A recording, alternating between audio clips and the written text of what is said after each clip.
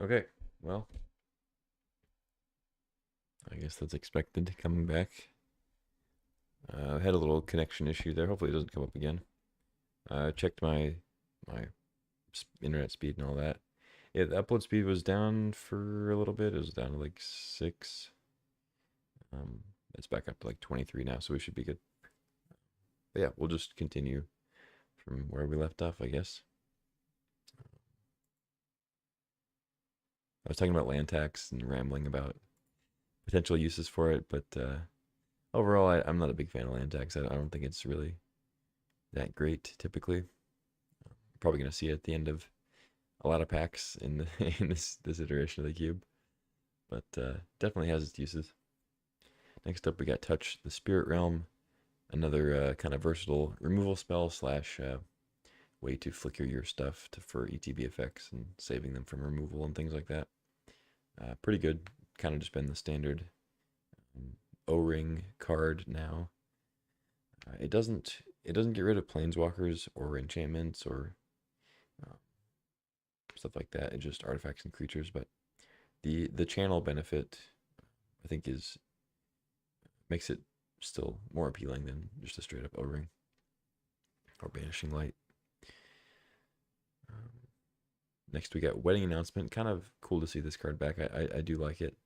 It's one that I think is really good in like a mid range white deck, and you can definitely play it in aggro. It's not the most aggressive card though. 3 mana to make a 1/1 for the next few turns or draw a card. But like a mid rangey kind of trading value, uh, white based deck or blue white, even like red white decks can take advantage of it too if you end up kind of leaning more mid rangey. But they put enough white cards in the cube these days. I mean, I don't know how it's going to shake out with this one exactly because there's some other other changes that have been made just more for nostalgia. But you could end up with like a pretty heavy white deck that's just mostly control and like kind of mid range white that just has ways to win the game with tokens or whatever else. We've seen it in standard a little while back, and Wedding Announcement was a big part of that. So anyway, we got Moat. That's a that's a big throwback. We haven't had Moat in the cube in a long time. We'll see how that goes. I can't imagine it'll be a super high pick, but yeah, it can do some work.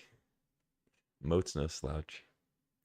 Non-flying creatures cannot attack, so that obviously includes your own creatures, but ideally, if you're playing Moat in your deck, you don't have any non-flying creatures, or you just don't have any creatures in general. Um, we got Parallax Wave, one of the best white cards in the cube. Just insane value. I mean, it's a lot of times, like in a lot of cases, it's a one-sided wrath for 2 turns, and you just like that wins you the game. You take out 3 of their creatures for 2 turns, and you get to attack and do your thing. Not to mention all the combos you have with it. You have Containment Priest. You can exile all their stuff, and then when it goes away, they don't get their stuff back. They get exiled. There's other things to do with it. You can exile the creatures in response, blow up the Parallax Wave. The Parallax Wave goes. That triggers the return the creatures trigger. And that goes off the stack. All the creatures get exiled, and then there's never a return the creatures uh, trigger. So some stuff you can do with that. Pretty cool. Even just using all the counters the normal way, and then playing something like Samwise, which I don't think is in this cube. But playing something like Samwise to get it back from your graveyard and redoing it all again. Pretty good stuff. Next up, we got Elspeth Conquers Death. Has definitely been in the queue before. It's not my favorite card, but it's pretty strong for 5 mana. Exile something and then make their spells a little more expensive, and then the big one at the end, you get to return a creature or planeswalker. It gets a little boost uh, if it's a creature, and then another loyalty counter if it's a planeswalker. So, and we got, speaking of loyalty, Virtue of Loyalty up next. It's one of those adventure cards. I think it's the only one of this cycle. Or no, I guess the black one's probably in. But 2 mana instant, make a 2/2 with vigilance. You can kind of get people with that. And then you play it for 5. Pretty strong enchantment as far as the effect goes. It's just it's not like vintage cube fast. So it's not the highest pick. You know, there's just so many other things you can do for 5 mana that actually win the game right away, or put you at like way ahead. This just requires a lot more to actually be good, and it's kind of slow. So you're mostly banking on this 2 mana 2/2 at instant speed that then has like just an added bonus of a 5 mana enchantment that can give you some value later. Not a bad card. Baral is back, Chief of Compliance. It's a sort of goblin. Can't even think of the name. Is it Electromancer? The red blue one. Instants and sorceries cost 1 less, and then whenever you counter something, you draw a card, discard a card. Pretty good. I mean, 1/3 body for 2 kind of stops some of the red threats, the white threats, and then reducing your spells costs. Obviously plays well in like a storm deck, or even just kind of blue-white mid-range, blue-red, like Jeskai kind of stuff. Playing a bunch of spells. Then we got Gilded Drake.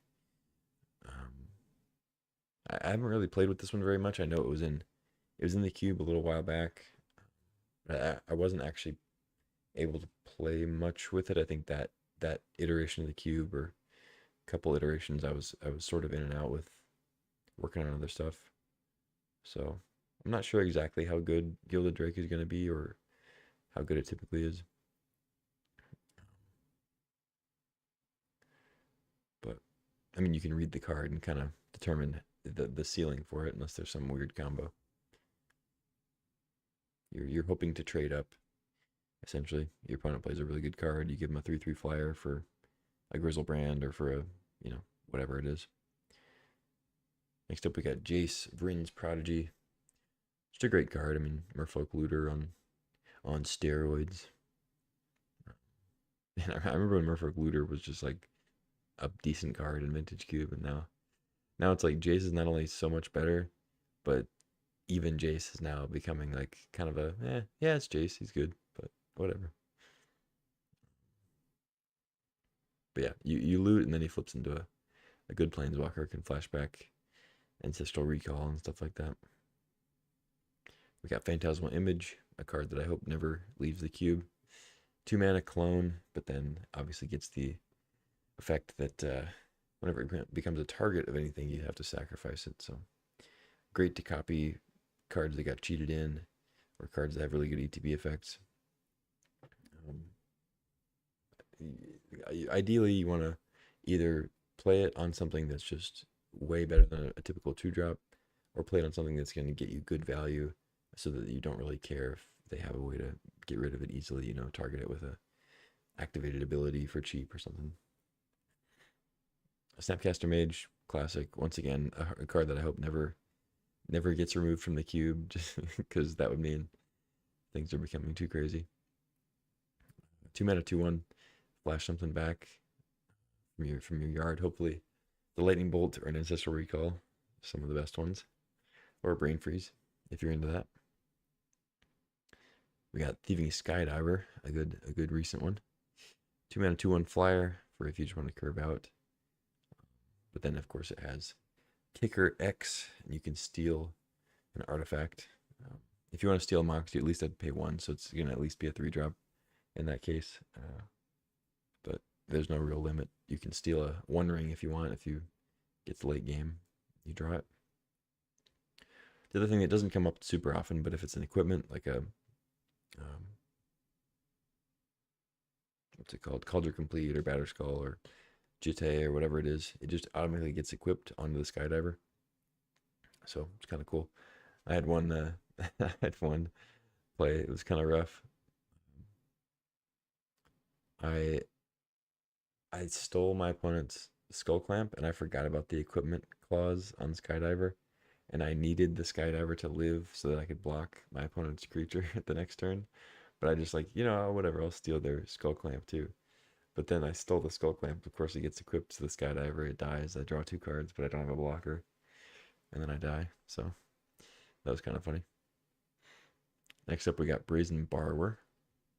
It's a good card. You know, it's one of those that's just it's never really exciting, but decent interaction with a decent creature. So decent plus decent equals decent. And then we got Deceiver Exarch. This is clearly an indication that Splinter Twin is back in the cube. There's no real reason to have Deceiver Exarch in without Splinter Twin Kiki-Jiki. So I'm gonna go ahead and assume that's the case. And we got Pestermite over here right next to it. Kind of the same thing. Like that, you're never really gonna see Pestermite or Deceiver without Twin Kiki. In between them, we got Emry, Lurker of the Loch. It's a card I've liked in the artifact decks. It's pretty good. Solid with any artifact that ends up going to the graveyard and gets you some benefit. You know, from Mishra's Bauble up to Memory Jar. And then its inherent milling, you can mill an artifact to get back like a Mana Rock or One Ring or something. But it's also just good to, you know, play Emry and then have a looting effect where you're okay discarding an artifact because you can then replay it with Emry. So pretty solid card. And if you're playing enough artifacts, you end up playing it for 1 mana, which is a pretty good deal. You got Phyrexian Metamorph, speaking of artifacts. Just a great card. Once again, a card that I hope gets to stay in the cube for a long time. You can play it for 3 mana, play it in any deck.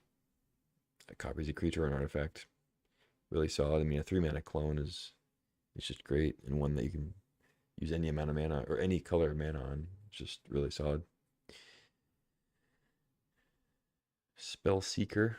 A lot of times, if you have something like Time Walk, Brain Freeze combo, or Ancestral Recall, something like that, Spell Seeker is a pretty juicy one when you see it.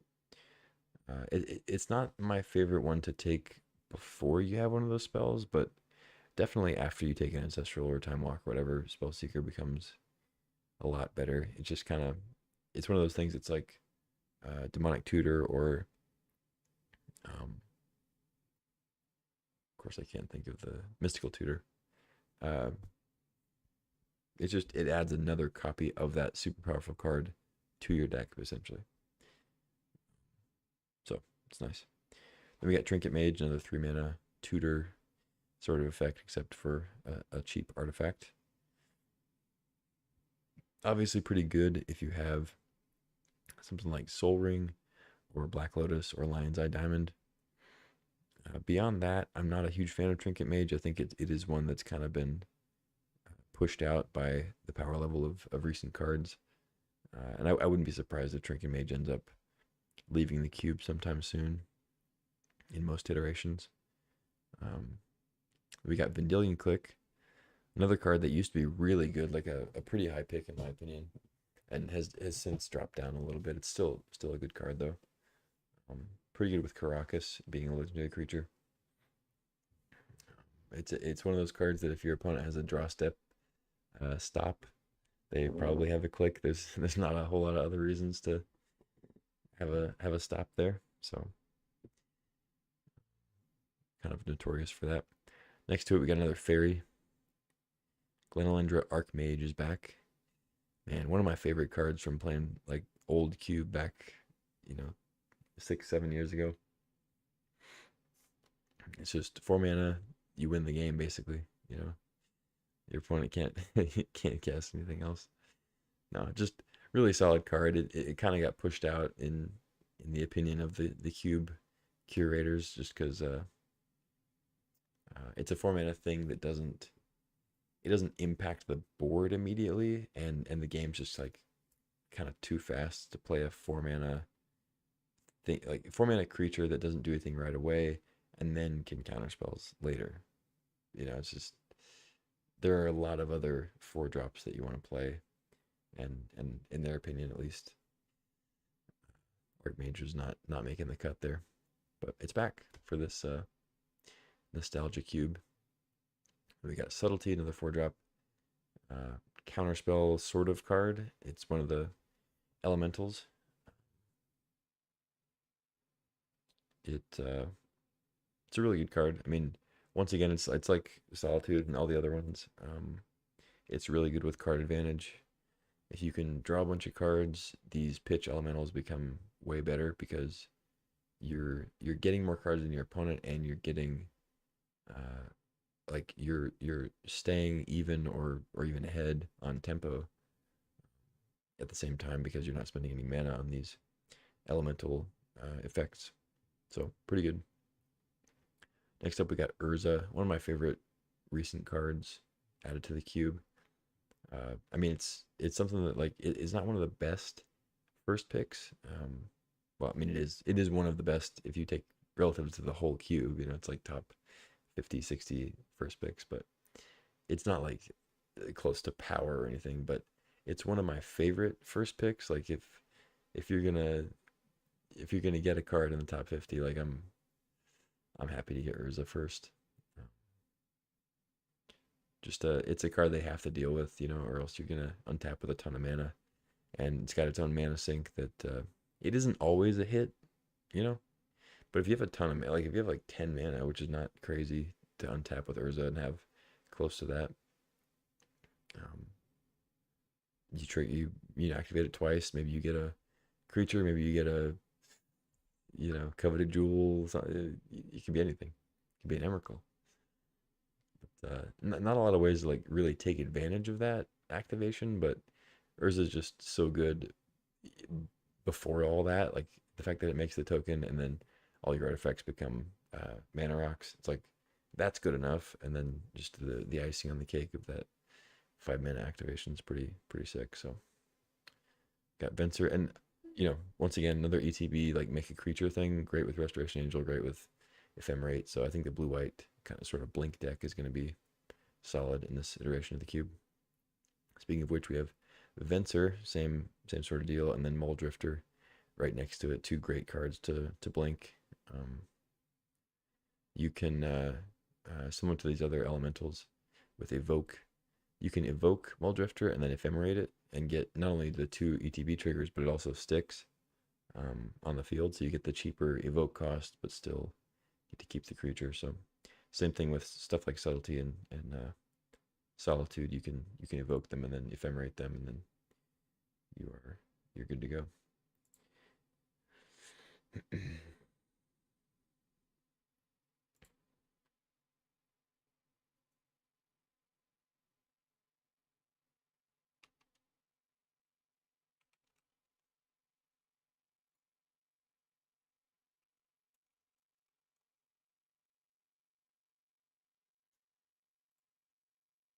Ooh, we got Consecrated Sphinxes back. This is a real throwback. Not quite as much as Moat. Moat has so far been the biggest like throwback cube card. But Consecrated Sphinx is definitely a boomer. 6 mana 4/6. I mean, you pass the turn, your opponent draws, you get to draw 2, and then if they have any other attempts at drawing cards, you just get to go crazy.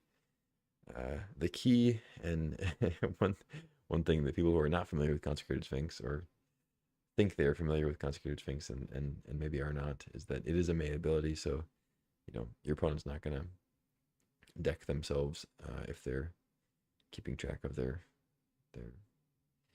card total and all that. So no worries there. But yeah, it's a good one. It's just like I said, like the other sort of boomer cards I've mentioned. It's a 6 mana card that does have a good effect, but it doesn't affect the board right away, which is just it's so hard to keep up with these other cards that do that. Like every single one seems to affect something, and you're always getting a benefit. You're never not getting a benefit, So sometimes it kind of pushes cards out, like Consecrated Sphinx, which are really good if your opponent doesn't have interaction. But it's like if they do have interaction, it's just so backbreaking because you got literally nothing out of it. Your opponent casts a 6 mana thing and gets something. You cast a 6 mana thing, they kill it, and you got nothing out of it. There was no ETB trigger. There was no, no impact. So other than getting a 1-for-1, with the removal spell. Anyway, on to Narset, Parter Veils. A good one if you have draw 7 effects, Time Twister, Wheel of Fortune, and Memory Jar also, but it's not like insane with Memory Jar. But Time Twister, Wheel of Fortune, very good. Echo of Eons. Then we got Jace the Mind Sculptor. Used to be insane. I mean, used to be a really high pick in Cube. Back when there were like just a ton of counter spells. You just counter a few things and then play Jace and keep countering things and win the game. It's not quite that way anymore. Jace is still good though. The big problem with Jace, as far as playing it for 4 with just 3 loyalty, that doesn't, like, you don't typically want to plus it right away. Ideally you want to start brainstorming or like bounce a creature. So playing it for 4 and then just brainstorming and getting it bolted, it's like it's not the greatest. But even a card as powerful as like Minsc Boo has that same downside. It can still get bolted before you can actually activate it. You get your little Boo token and then it's dead. But yeah, Jace is still good, just not quite as insane as it used to be. Ancestral Recall, on the other hand, still as insane as it's always been. Don't have to talk too much about that one. A single blue, target player draws 3 cards. Just insane. Especially when you compare it to something like Brainstorm, which says the same thing, except you have to put 2 of them back, and it's still a good card. Oh, and Force Spike is back. That's cool. Yeah, I was kind of wondering if it was based on the other cards I've seen, just purely based on nostalgia. So we have Force Spike back. It's the OG that Mana Tithe was based on. We've had Mana Tithe in the cube for a bit, which makes sense, because white doesn't really have any other counters besides Reprieve. So it's one of those cards that's kind of it gives white a tool that it wouldn't otherwise have. Adding Force Spike in, it's like blue already has a bunch of counters. It doesn't need another counter spell, even though there aren't very many 1-mana ones. But it'll be interesting having Force Spike back in. And we got High Tide is back, because I'm sure they have other Storm payoffs now. Untappers, I'm assuming Turnabout is back. So that's pretty good. They took that out a couple iterations ago, along with some of the other like core Storm cards,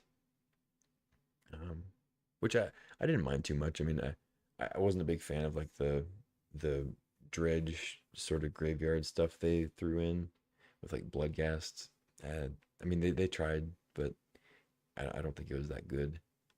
So I would have liked to have seen Storm in there instead, or like more of a Storm-centric build. But there were still ways to get those combo decks that still scratch that itch. So wasn't that bad. And we got Mystical Tutor over here. 1 blue, look for instant or sorcery, and then put it on top. So really good if you have a card like Time Walk, or you're trying to set up a specific combo with something like Brain Freeze down here. But it's not a good card to just like put in your deck because you have, you want to get like Mystic Confluence or something. Like, it's not really, like, it wouldn't be the worst thing to do, but it's definitely much more like a combo card, because you're giving up card advantage. You're paying 1 mana to not actually get a card. You're setting up your next draw, so you're losing a card there. We got Spell Pierce next. Another counter spell. It's been in the cube for a while. I don't think they've ever really taken it out, as far as I can remember. Just always a good thing to have. It's not good against every deck, but against some decks, it is very good. Brain Freeze, one of the best like combo cards, combo finishers with. I can't think of the name of the card. Something Breach. Underworld Breach. And then you can also just Brain Freeze people with regular Storm, High Tide and Turnabout and whatever else. Play a bunch of stuff and Brain Freeze them. You can also play a medium amount of stuff and then Brain Freeze and then Remand Brain Freeze and then play Brain Freeze again, or you can play Brain Freeze and then Snapcaster Brain Freeze. So all those things, and then classic Yawgmoth's Will is also a way to do it. So we got Counterspell next. I mean, it's Counterspell. You know the deal. Cyclonic Rift is back. Similar to Winds of Abandon. It's kind of a decent, cheap interaction thing. 2 mana, bounce a non-land permanent. The slight issue of like not being able to save your own stuff with it, because you can't target your own things, is a little bit of a drawback, but not that much of one. You know, you're typically going to be targeting your opponent's stuff. And then of course the big payoff, the 7 mana overload at instant speed. You bounce all of your opponent's non-land permanents, and then you just get to proceed from there and hopefully win the game. But you know, hoping to cast a 7 mana spell in Vintage Cube is not not always the best plan for victory, but it's nice to have the option. Then we got Daze. Daze is just a great card. You always got to be kind of aware of your opponent's actions and patterns and virtual mannerisms to try to suss out if they've got Daze or not. Basically, if they ever have an island, you know, leave up a mana if you can, or play your good thing first, leaving up the mana, and don't tap out. Don't tap out for your good thing as the second spell. Like, play the good stuff first to avoid Daze and whatever else, even if your opponent's tapped out.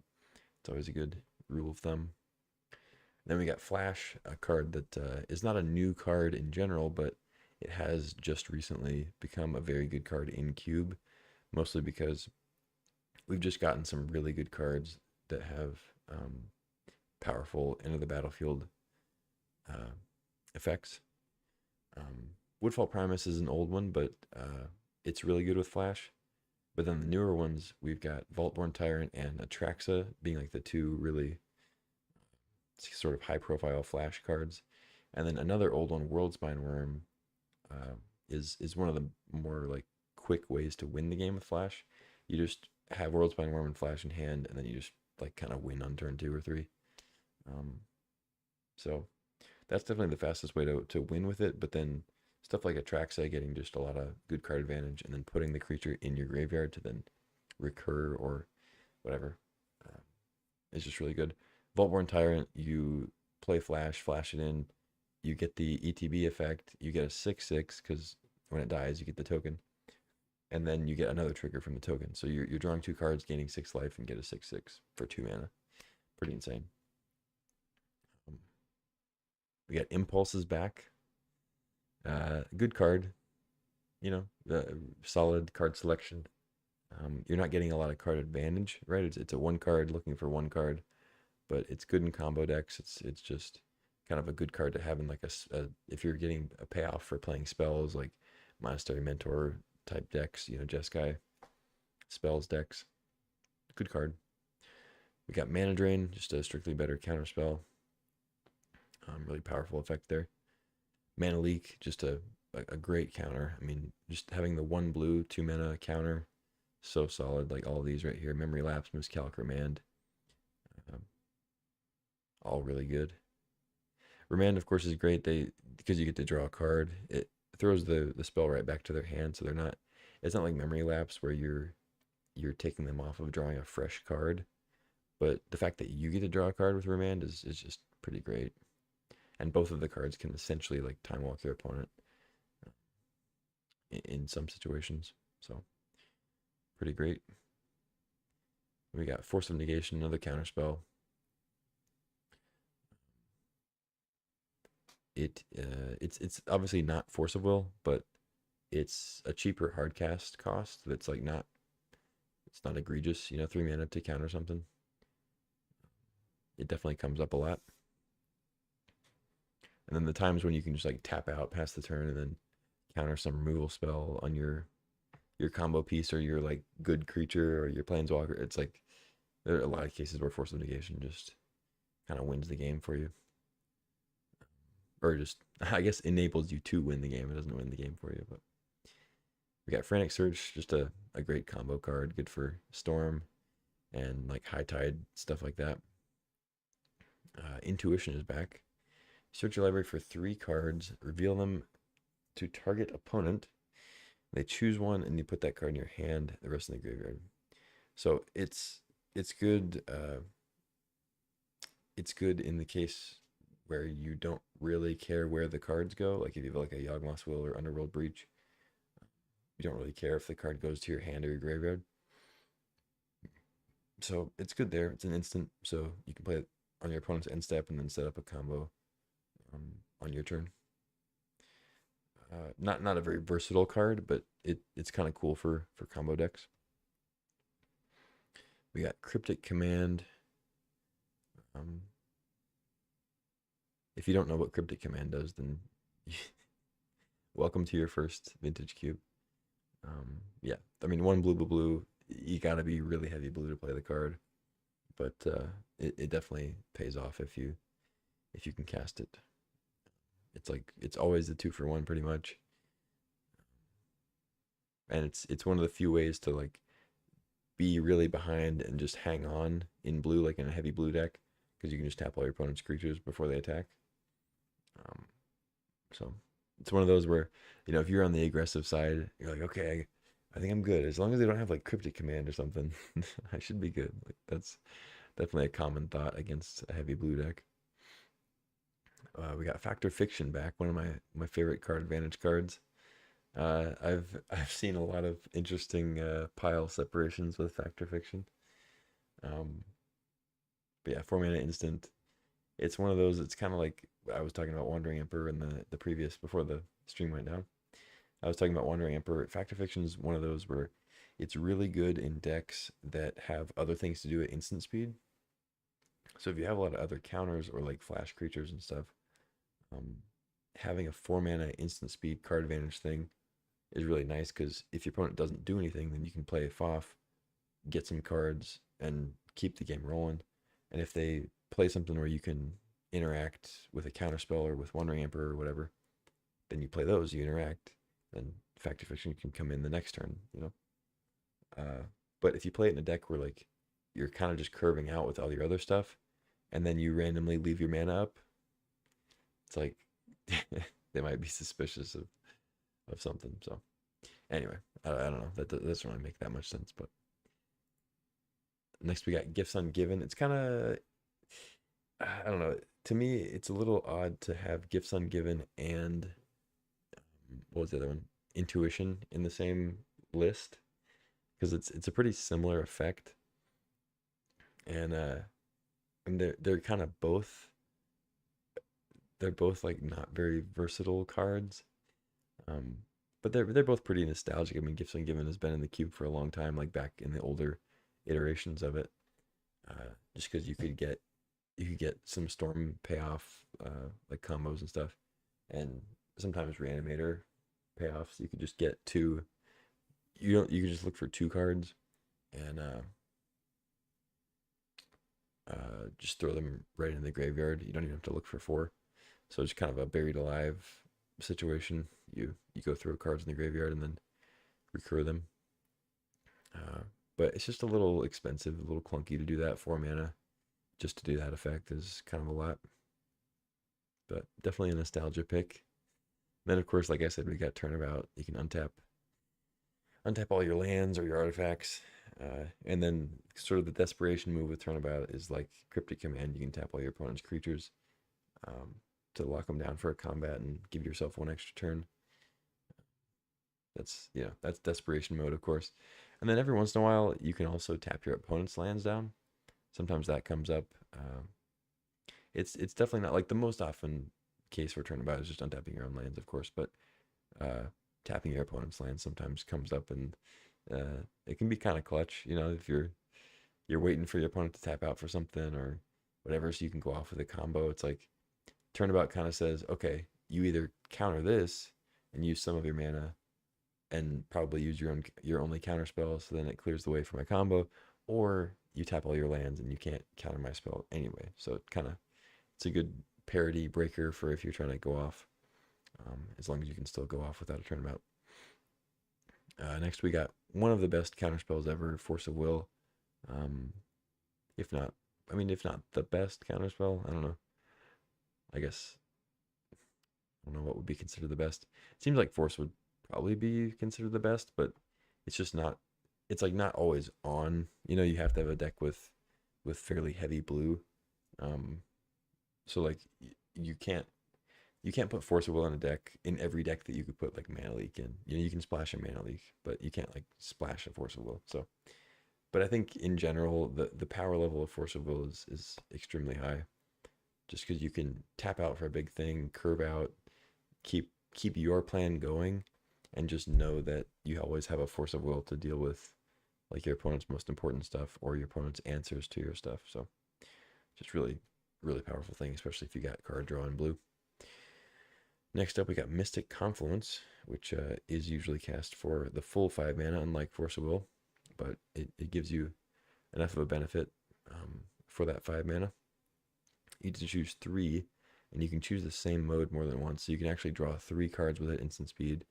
A lot of times the case is that you counter something, and then you draw 2 cards, or you counter something, and they had a lot of mana up, and you draw 1 card. But there's also cases where you're kind of behind or you're getting beat down or something, and you have to like bounce 3 creatures. Like that. It's still a pretty powerful effect, especially instant speed. But like ideally you're drawing some number of cards to kind of replace the confluence itself or more. But yeah, then we got Dig Through Time, just a card advantage card, a good in some decks if you're filling up your graveyard quickly, and you don't care about the cards in your graveyard. It's pretty nice. We got Gitaxian Probe, classic, just a free spell, free card draw. Good with stuff like Mystical Tutor and combo decks. And it's always nice to know what your opponent's hand is, especially if you're running counter spells, removal, knowing when to combo off, like if it's safe to do so, knowing what removal spells to use on what creatures. Yeah, it's just really nice to have that info. Next, we got Careful Study. Not my favorite card, but good in some combo decks. It's decent in like Reanimator. I don't know. I don't love it. Ponder, Preordain, just awesome blue cantrips. They're the best blue cantrips we have. Both really good. Ponder's a little bit better when you have fetch lands or other ways to shuffle. Preordain's just always really good. Chart a Course. I've really liked Chart a Course. It's good in decks that want to get a card in the graveyard, like Reanimator, or maybe some other combo decks. Like even throwing like an Echo of Eons in the graveyard is good sometimes. And then if you are attacking, if you're like more of a tempo deck, just 2 mana, draw 2 cards is pretty sick. Time Walk, Time Walk's decent. I'm kind of surprised it's still in here, but Show and Tell. Show and Tell is one of those that's like, if you only saw the highlights of Show and Tell, you'd think it was an amazing card, but it's obviously not always the ideal situation. You play it for 3, you drop your big thing, and then they drop something equally big or something that just immediately deals with your big threat.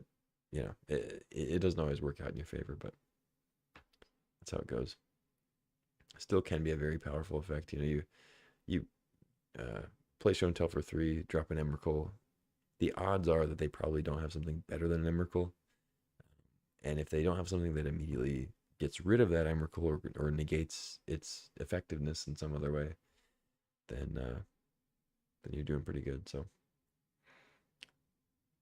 next we got Time Twister, just a draw 7 for 3, really, really powerful effect, especially if you get some combos with it.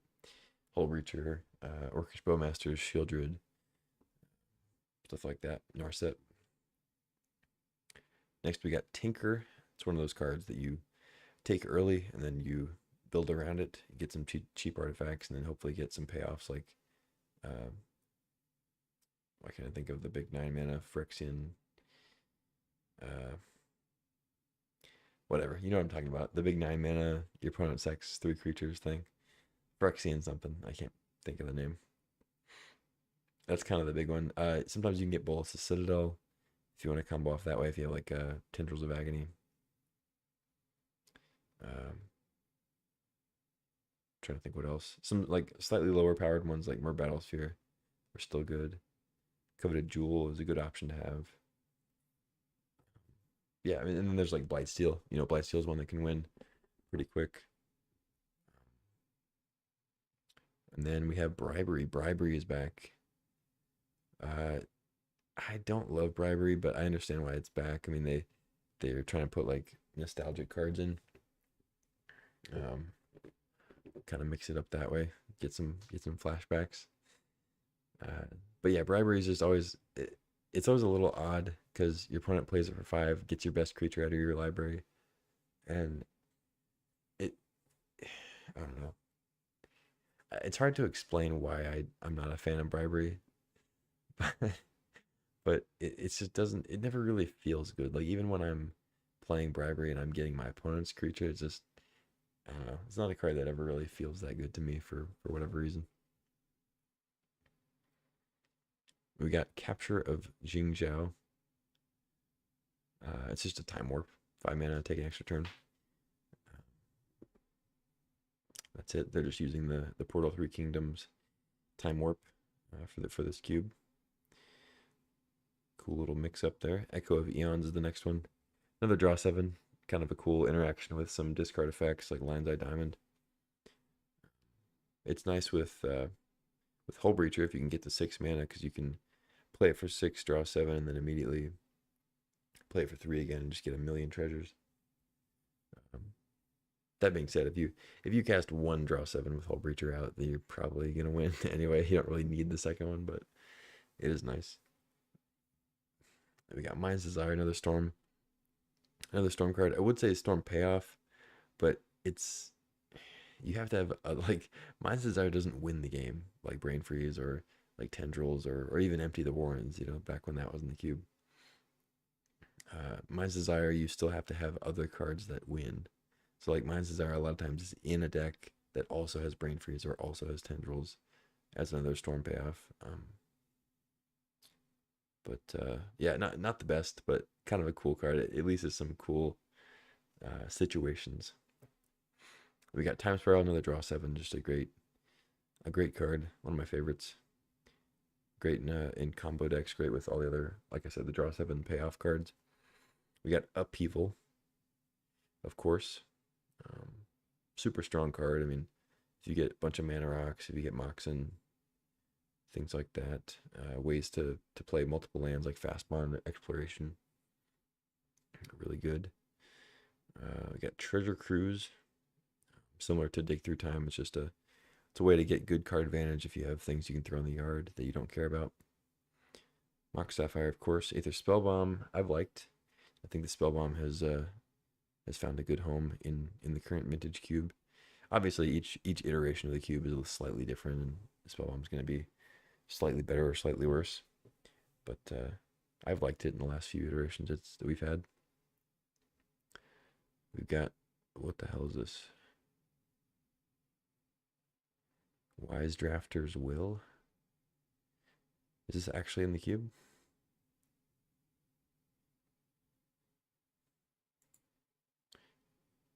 Is this like a different version of another card? Your opponents play with their hands revealed. Sack it, draw a card, sack it, counterspell. Okay. Yeah, I don't know. I've never seen that card. I think it's one of the new ones, right? Yeah, 2024. Yeah, mystery booster thing. Okay. I guess that's in there. Seems cool. Control Magic. Classic. 4 mana, just steal a creature. Opposition is back. That's cool. Opposition is a very strong card, but you have to have a critical mass of creatures, and it's also kind of one of those cards that's not that fun to play against. So I understand why they've taken it out in the past. But yeah, definitely has the potential to be one of the stronger cards. One of the issues I've seen with opposition though is like some people when they draft it, they kind of start like if they get it early, they start changing their draft a little too much for opposition. Because it's like you do want a lot of creatures, but you also want your deck to function well if you don't draw opposition, or if it gets like countered, or if it gets destroyed immediately. It's like some decks people will draft where it's just like, oh, if it's a creature, it's good because I'll always have opposition. It's like, well, no, it's not the case. Your deck has to be good without it. Anyway, next we got Dream Halls. It's another card that's really good with draw sevens. Very combo heavy card. I don't love it, mostly because I'm not like the biggest combo enthusiast. But I do know a lot of people that enjoy it. So cool to see it back in. We got Treachery. Treachery has seems like Treachery's just barely missed the axe a couple times in the last few iterations. It's still a good card. 5 mana, steal a creature is still good, especially when you get that mana right back once you cast it. And if you have something like High Tide, it's even better. You know, you get to double your mana there. We got Shark Typhoon is back. I love that card. I think it's definitely good enough to be in most versions of the cube. It's just one of those that's so versatile. It's Ikoria is kind of the set where we started, like that was around the era when we started to really get cards that were extremely versatile. You know, a card that can not only cycle for any amount of mana to draw a card, but also get a shark of any size, depending on how much mana you put into it, and then also have the option to play it as an enchantment that just churns out value in the long game.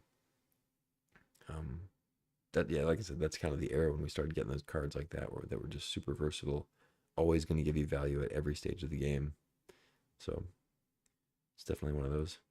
Next we got Carrion Feeder. I'm not super enthusiastic about having this card back, but it's fine, I guess. It's going to be coupled with cards like Forsaken Miner, Gravecrawler, and Bloodghast. All very similar cards right here in a row. Forsaken Miner, 1 mana, 2/2, can't block when you commit a crime, which is targeting opponents, anything they control, and or cards in their graveyards. Whenever you commit a crime, you can pay a black and then return it to the battlefield. And then Gravecrawler, similar. When you or when it's in the graveyard, you can cast it from the graveyard if you control another zombie. Bloodghast is not a zombie, but it comes back because it is a spirit. 2 mana, 2/1, can't block, has haste as long as the opponent has 10 or less life, and then you get it back whenever you play land, or land enters, I guess. It's nice with fetch lands.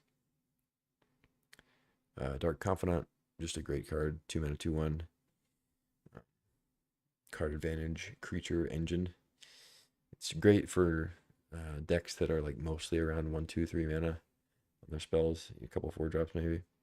It's not the best with decks that have like a lot of 3s and like a few 4s and a couple 5. Like once you get into 6 and 7 mana cards and like Reanimator strategies, Dark Confidant's a little risky, but typically a very good card.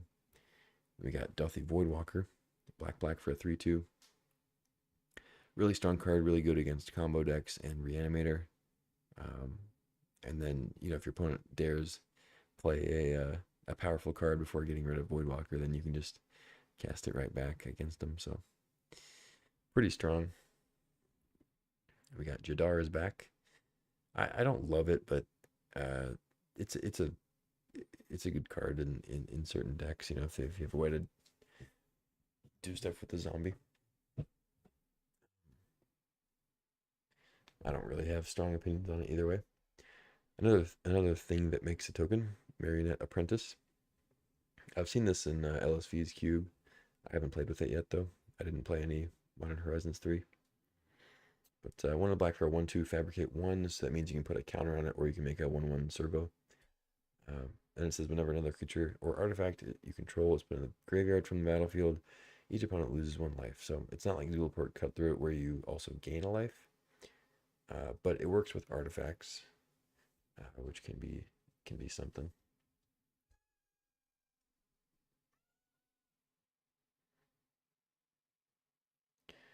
And I don't know. I'm assuming that it doesn't trigger. What? I'm assuming it doesn't trigger twice with an artifact creature, does it? I don't know. Maybe it does. Maybe that's what makes it even better. I don't know. It feels like it would just trigger once, but not sure. We got Mesmeric Fiend, it's another Brain Maggot, Deep Cavern Bat effect. 2 mana little creature that temporarily takes a card from your hand. Hey, buddy. Pack Rat is back. It's the one rat slash. Well, it's not really one rat wrecking crew. It's a starts as one rat wrecking crew. A ratting crew, if you will. Not a lot of explanation necessary with Pack Rat. You've either played with it or you haven't. Vampire Hexmage is next. It's basically a combo card. I mean, you can play it in just like a deck that has a decent amount of black, and maybe it kills a planeswalker or interacts with something, but it's mainly a combo card with Dark Depth. Um, so that's mostly what it gets used for. We got Lord Skitter is next. I like this card. I think it's good, and I wouldn't mind seeing it stick around like as a pretty frequent cube card. Every combat you get a 1/1 rat, and then every time a rat enters, you get to exile a card from your opponent's graveyard. So any graveyard interactions is typically good because a lot of decks end up utilizing the graveyard in some way. So like getting rid of cards from your graveyard is good, especially when you can do it for no mana and you're getting a benefit by like getting a rat anyway, you know. So you get and you get to do it right away. Like you play it as a 3/3. I mean, I guess if they have interaction before combat, then yeah, they can avoid getting a card exiled, but it happens the turn you play it if they don't have interaction, which is nice. Then we got Ophiomancer's back, speaking of making tokens. At the beginning of each upkeep, if you control no snakes, put a 1/1 black snake creature token with Death Touch on the battlefield. So really good against opposing creature decks. Because if you play Ophiomancer and it makes it to their turn, you get a Death Touch snake. And then even if they deal with Ophiomancer, they still have to deal with that snake, which is oftentimes really annoying. And then there's, of course, the dilemma of if you just have these creatures you want to attack with and you attack, you can just trade with a 1/1 snake and then immediately get another one the next turn if they don't kill Ophiomancer. So there are times when Ophiomancer can just really lock up the board pretty tight. But obviously it's still pretty fragile. At the end of the day, it's a 3 mana 2/2, so dies to a lot of burn spells, dies to a lot of effects like that. We got Warren Soul Trader is next. Also have a cat meowing behind me. What's up, Jed? Need some food or something?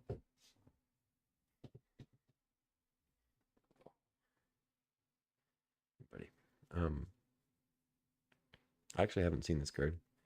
Like I said, I haven't played much. I haven't played any Modern Horizons 3, but I also haven't seen very many of the cards. What are you freaking out about? I think he's just hungry. 2 black, 3/3, pay 1 life, sack another creature, make a treasure. It's pretty cool. That old Pete Venters art. It really looks like a very old card. Pay 1 life, sack another creature, make a treasure. I mean, I could see how that'd be really powerful.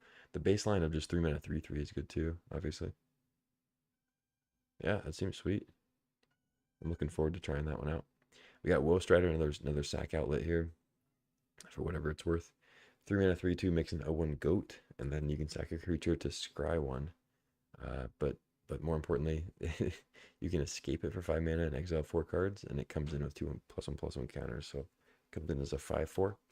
So nice little card to get some value out of the graveyard, some late game kind of grindy value, if the matchup calls for it. Next up, there's Braids. This is very much just a boomer nostalgia card. It's not that great um, as far as average power level of cards in the cube. Uh, but I think especially in a cube like this where there's some other kind of uh, I don't know, like I've said, boomer cards in here.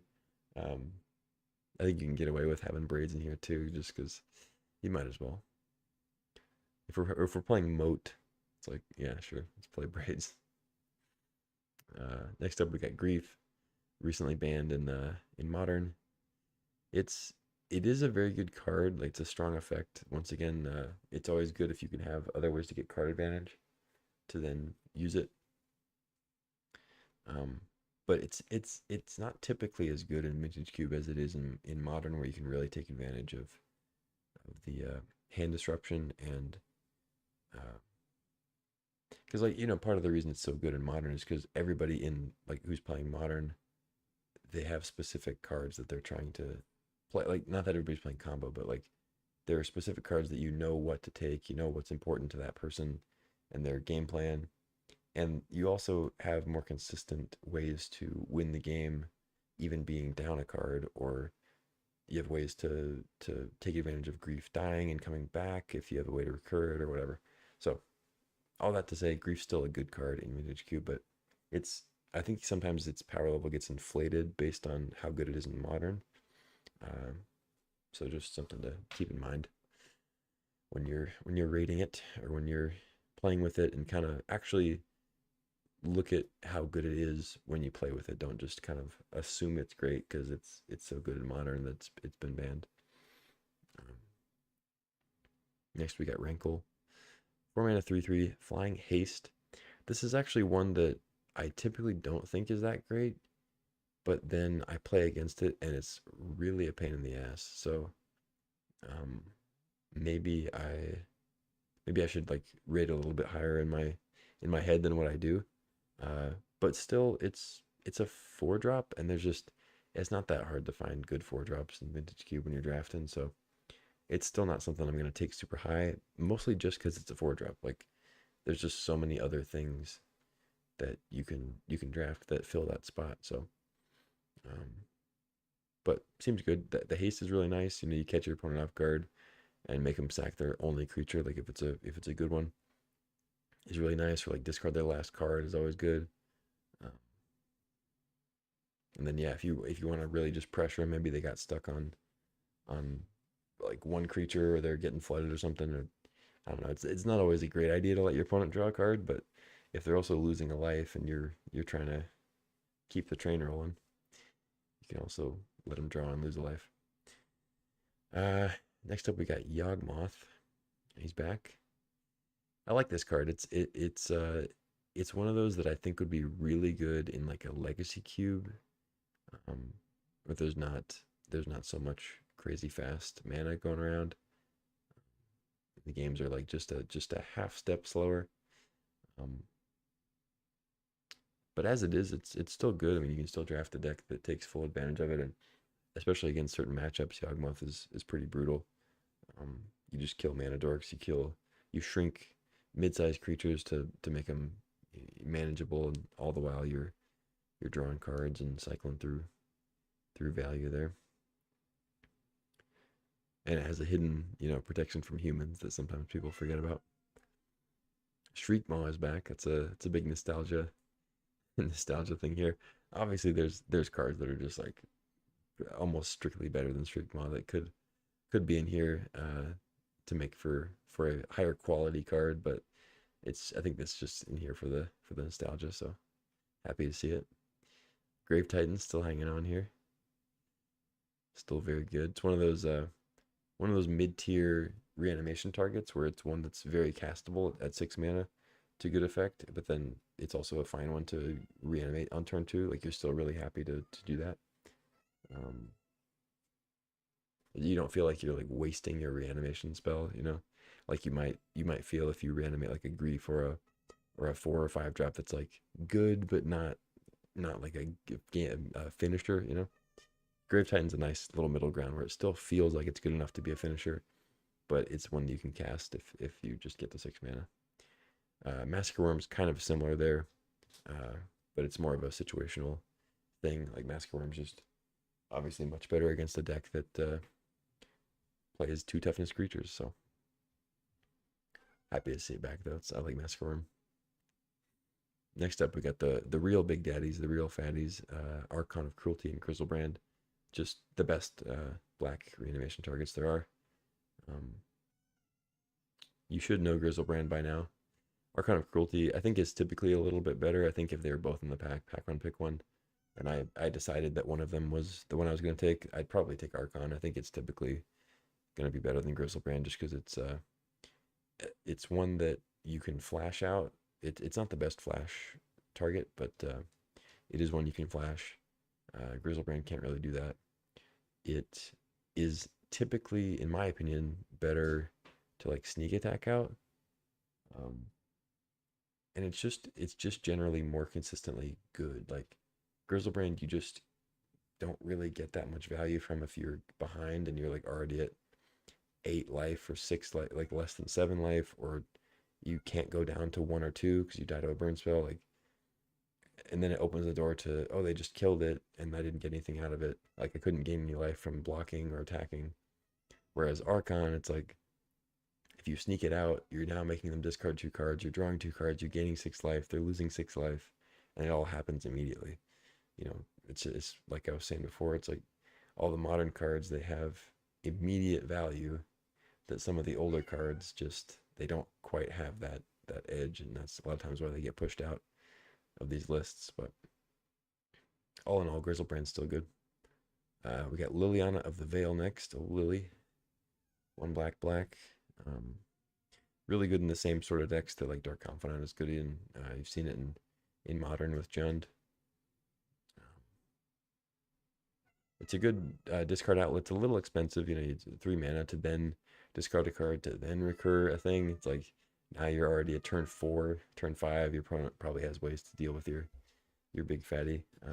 But it is still a discard outlet, and it kind of controls the board a little bit if you can have some of the cheap removal. Jed, what are you meowing about, bud? What's the problem? Hey, buddy, come here. What's the problem? You just want food? Or do you hear a cat out there? Do you hear another cat outside? I don't know. Perhaps we'll never know. Yeah, anyway, Liliana. It's a classic. Dark Ritual is up next. Really strong card. I mean, I feel like it's actually underrated. In a funny way, even though it's a card from Alpha that everybody should know how strong it is. I feel like I don't see it get cast enough, like which is telling me that people are not playing it enough or not taking it highly enough. But like fast mana is so strong in Vintage Cube, and I feel like I don't see enough people playing Dark Ritual. It's a shame, really. Next we got Dismember. One of the best removal spells, below like Swords to Plowshares and maybe Path. I mean, I don't know. I might even put it above Path, just because you can play it in any deck. There's obviously a life total cost if you're playing it in a non-black deck. But 1 mana, like instant speed, -5 is just insanely good. Alright, bud, I gotta figure out what's wrong with this cat. I'm gonna go crazy if he's meowing like this. You just want some food? Is that it? Is that it? Mm-hmm. I don't know.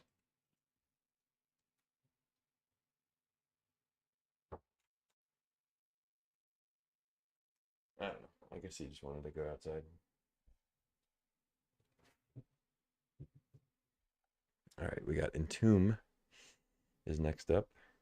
It's I mean, clearly just a reanimator, a reanimator card, one of the best, because it solves 2 of the pieces of the reanimator puzzle, which most cards only solve one, of course, which is that it finds the big creature and it puts it in the graveyard. So it's a sort of a discard outlet and a big creature all in one. Um, so really strong. Can set up pretty much the most powerful turns and turn sequences that you can have in a Reanimator deck. Turn one Entomb, turn two Reanimate, Animate Dead. Or if you have a Mox, it could even be turn one Entomb, Reanimate if that's better for you. And then we have Fatal Push, just a great removal spell. Cheap, kills things that are not cheap, you know. Fetch land, you kill a 4-drop. It's pretty insane. Like the fact that you can just like Fatal Push a Heroic Blade Hold if you have a fetch land. It's just great. Or like a treasure, you know. Reign of Filth, clearly a combo card. It's good. Good with storm decks that you just want every ounce of mana you can get, and it's another cheap spell to add to storm. Vampiric Tutor, another combo card for the most part. It's just sets up your combo really well. Instant speed, put any card on top for the price of 2 life. Then we have a removal spell. It's a nostalgic removal spell, Vendetta. 1 mana instant, destroy target non-black creature. It can't be regenerated, and you lose life equal to that creature's toughness. So you lose a bunch of life for the balance of playing it for just 1 mana. Pretty cool. The problem is that a lot of the best like big cards that you want to kill are black. Like Atraxa, Griselbrand, and Archon are all black cards. But I guess maybe you don't want to be vendettaing those anyway because you're gonna lose a ton of life. I guess Vendetta is probably best against like, 2, 3, 4-drops. Or, mana dorks and things like that. We've got Bitter Triumph, another removal spell. And it's also a discard outlet, which is pretty nice. I like it a little bit better than Bone Shards. Just because I like the alternative of paying 3 life instead of the alternative of sacking a creature. And then also of course, the instant speed for the extra mana is, I think, better in general. Usually I end up going the other way. Like I usually like the cheaper version better than the expensive version that gives you an added bonus. I usually like the cheaper one, like in the case of Path to Exile and Winds of Abandon. But in this case, the fact that it's instant speed instead of sorcery speed, and it has the pay 3 life instead of the sack a creature, I think it's 2 bonuses in my opinion that make it better. Like I think the 1 mana is definitely worth it. We have Cabal Ritual. It's not Dark Ritual. It's not something that I think is getting underplayed. But it's a combo card, and you can definitely get it with like Yawgmoth's Will and stuff like that to help you go off. Shallow Grave, just a good Reanimator card that works with specific Reanimator creatures, like Griselbrand. It's decent with Atraxa. Archon is great, but then you can also Shallow Grave like the Eldrazi to get the Annihilator effect and big chunks of damage, like Emrakul Annihilator for 6 or Ulamog for 4, or other Ulamog for 20 cards. Sometimes that'll do it too. We have Shieldred's Edict, which is actually one that I've really liked. I hope that sticks around. I think it will. Just making your opponent sack, like having the option to make them sack a non-token creature is just really big, because so many times your opponent has just a random 1/1 token and then they sack that, And honestly, sometimes making them sack a token specifically is good, because if it's like a Urza token that's like leftover, and their other cards are, their other creatures are like a Spell Seeker or whatever else, it's like, yeah, you want to make sure that the token gets sacked. And then of course there's that option to sack Planeswalkers, which is just so much more relevant in a format like Vintage Cube, as opposed to its natural limited environment, in like all will be one limited. Then we have Corpse Dance, same card as Shallow Grave as far as its uses. It's just an extra mana because you have the option to buy it back. Um, then we have Snuff Out, really really good removal spell. It's one that you can play for free. It's kind of like a black Force of Will sort of. You pay 4 life if you have a swamp, and you can destroy target non-black creature. So it's one that I only side out when my opponent is also heavy black, of course. But other than that, it's a really good card. We have more removal down here. Bloodchief's Thirst, Bone Shards, like I was talking about before. Pretty straightforward. I like Bloodchief's Thirst. And Bone Shards is still decent, but I prefer Bitter Triumph and like kind of I prefer most of the other removal spells if you're not reanimating. But if you are reanimating, Bone Shards is pretty good. We got Duress. Duress is great. Hand Disruption is great in Vintage Cube. Imperial Seal, just a worse Vampiric Tutor, of course, but sometimes you want it in combo. Inquisition, once again, just like Duress. And then there's Thoughtseize over here. Hand Disruption is just really good. I think typically it goes in order, like power level, Thoughtseize for sure, and then Inquisition, and then Duress, in my opinion. But, you know, in certain matchups, Duress is going to be a lot better than Inquisition, I mean. We've got Mind Twist. Mind Twist is a really strong effect, but it's not actually a super high pick for me, I think, because you just have to have like the right, like I wouldn't want to take Mind Twist and then try to make a deck that is good with Mind Twist. Like I would much rather go through the first couple packs and have a deck that is good with Mind Twist, like something that has fast mana, something with like Dark Ritual or Moxen or Black Lotus or whatever, and then pick up a Mind Twist that I can take advantage of. But yeah, I think at one point it was really good. Like it was a pretty high pick because the games were just like slightly slower, and Reanimator also wasn't quite as prevalent. It was still always a deck. Like it's always been a deck, but it wasn't quite as good, I guess I'll say. And they're also like, it's not just Reanimator anymore that cares about the graveyard. It's like, it seems like almost every deck cares about the graveyard, and the odds of you making them discard a card that they're just going to get use out of, it's like relatively high compared to what it used to be. Anyway, speaking of all the reanimating, the namesake card here, Reanimate. Yeah, just one of the best. I mean, you could argue that Animate Dead is better,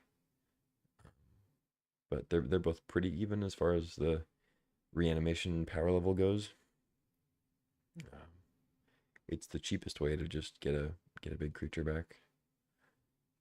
And then we have Collective Brutality, discard outlet, pretty good.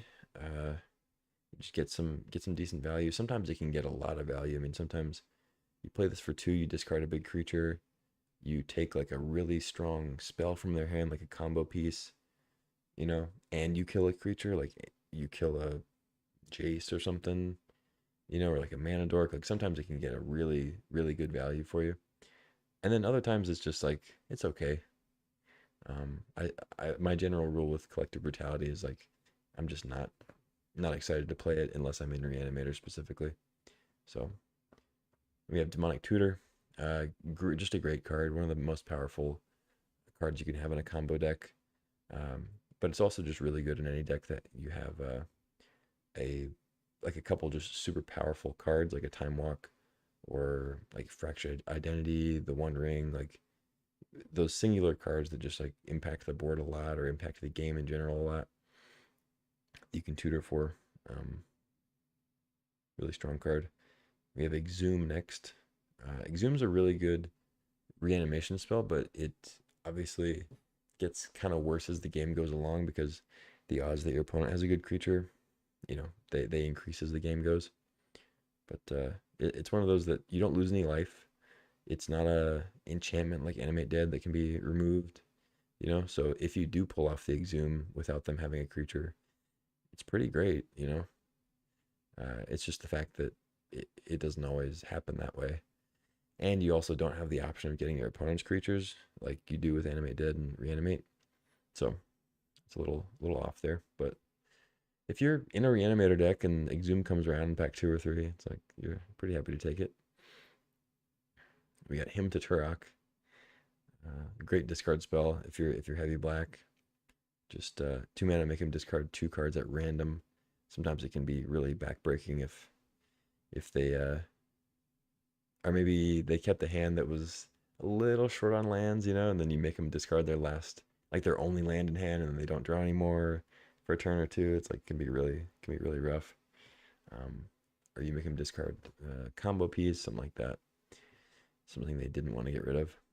Next up, we got Knight's Whisper. Draw 2, lose 2. Pretty straightforward. Toxic Deluge. Just like basically the best sweeper. If we're not counting Parallax Wave. Yeah, just the fact that it's 3 mana is huge. And the fact that you can kind of tailor it to the situation. So you can even kill like a Blightsteel Colossus with this, which is not possible with something like Damnation or Wrath of God. Obviously costs a lot of life, but it is possible. But then just those situations where you have creatures that are maybe a little bit bigger, maybe you're playing Reanimator and you have a fatty out there, and then you can Toxic Deluge for like 2 or 3 and sweep the board of your opponent's little stuff, and then you still have your big creature. Just really powerful effect. We got Yawgmoth's Will, combo card through and through. I mean, it's just what it is. You find ways to make mana, Lotus and rituals and stuff like that, and then you play Yawg Will. You replay all those, build up your storm count, and then you brain freeze, or you tendrils, or you do whatever sick and twisted things you want to do. Next, there's Damnation, the Planar Chaos version of Wrath of God. Just a sweeper in black, pretty good. Happy to see it back. Tendrils of Agony, classic storm payoff. Just drain them for 2 for each spell you cast. So it's the business. Dark Petition is back in. It's a Demonic Tutor effect, except it's 5 mana to start with, and then if you have 2 or more instants and sorceries in your graveyard, you get 3 mana back. So it's sort of like Treachery, kind of, where like you have to get to the 5 mana, but once you do, you can get that 3 mana back to kind of make it a cheap card, net wise, but you still have to come up with that 5 mana to start with. Speaking of 5 mana, Living Death is back. 5 mana, each player removes all creature cards in their graveyard from the game, or exiles them, then sacrifices all the creatures they control, then puts all the cards exiled into play. So, pretty wild card. I think it's definitely fun to play with, but I wouldn't say that it's like the winningest strategy. There's Mox Jet, of course. Wishclaw Talisman, it's another tutor effect for those combo strats. But in this case, you play it for 2, it sits on the field, and then whenever you want, you can pay 1, remove a wish counter from it, and then tutor for a card. But then your opponent gets it, and you can only activate it on your turn, of course, whatever.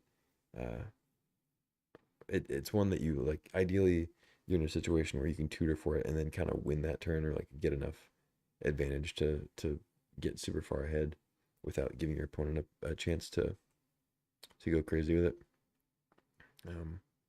Next we got Bolas the Citadel. It's definitely one you can cast, maybe off like a Dark Ritual or whatever, some way to ramp into it. But I think the best place for Citadel is Tinker. If you can Tinker out Citadel on turn 3 or turn 2 or whatever, it's really strong. I mean, especially if you have Tendrils in your deck, because you spend life playing cards off the top, and then you can Tendrils back all that life. So pretty strong. And then there's, of course, the combo with Sensei's Divining Top, which I have to imagine is in the queue, where you play the top, and then it has the ability to tap, draw a card, and then put the top on your library. So then you can just draw through your whole deck, essentially, and just at the cost of 1 life each time. Next, there's Animate Dead, like I was talking about before. Just a recursion spell that comes in with 1 less power. The main downside with Animate Dead is just that if they have a way to deal with the enchantment, then the creature goes too. So it's the only part that's a little bit sketchy sometimes. We got Bitter Blossom back on the cube, of course. You gotta have the blossom. Uh, it's a good card if you have a way to use the fairies. Take advantage of getting a token each turn. But overall, it's just not very fast. It doesn't produce enough value quickly enough to kind of compete with some of the other cards. So, but we'll see how it pans out in this boomer iteration of the cube. We got the Meathook Massacre. It's a sweeper in black. It's kind of like Toxic Deluge. Black X, and then creatures get -X until end of turn. So it's like Toxic in the way that you can kind of sculpt it to where you want it. But the problem with Meathook compared to Toxic, like as far as why it's not as good as Toxic is Toxic Deluge is just way easier to kind of go up and down with. Like Meathook, you actually have to have the mana to to customize it. You know, you can't just X is 4. You know, you have to actually pay 6 mana to make X 4. And you know, obviously, like Toxic Deluge, you have to have the life to do that, but it's much easier to accomplish that. Anyway, but Meathook is very good, especially against certain decks. We got Necromancy, which is another good recursion spell there, similar to Animate Dead. The main difference being that you can actually play it at instant speed and kind of do like a it's sort of like Flash. It does stay on the field for a turn, but then it leaves. So sometimes that does come up. It's not super often. A lot of times you just like there's not much reason to do that. Like you kind of just want to necromancy it and then have it out permanently. But there are times where like having to be able or like being able to do that instant speed is pretty nice to surprise, like have a surprise blocker.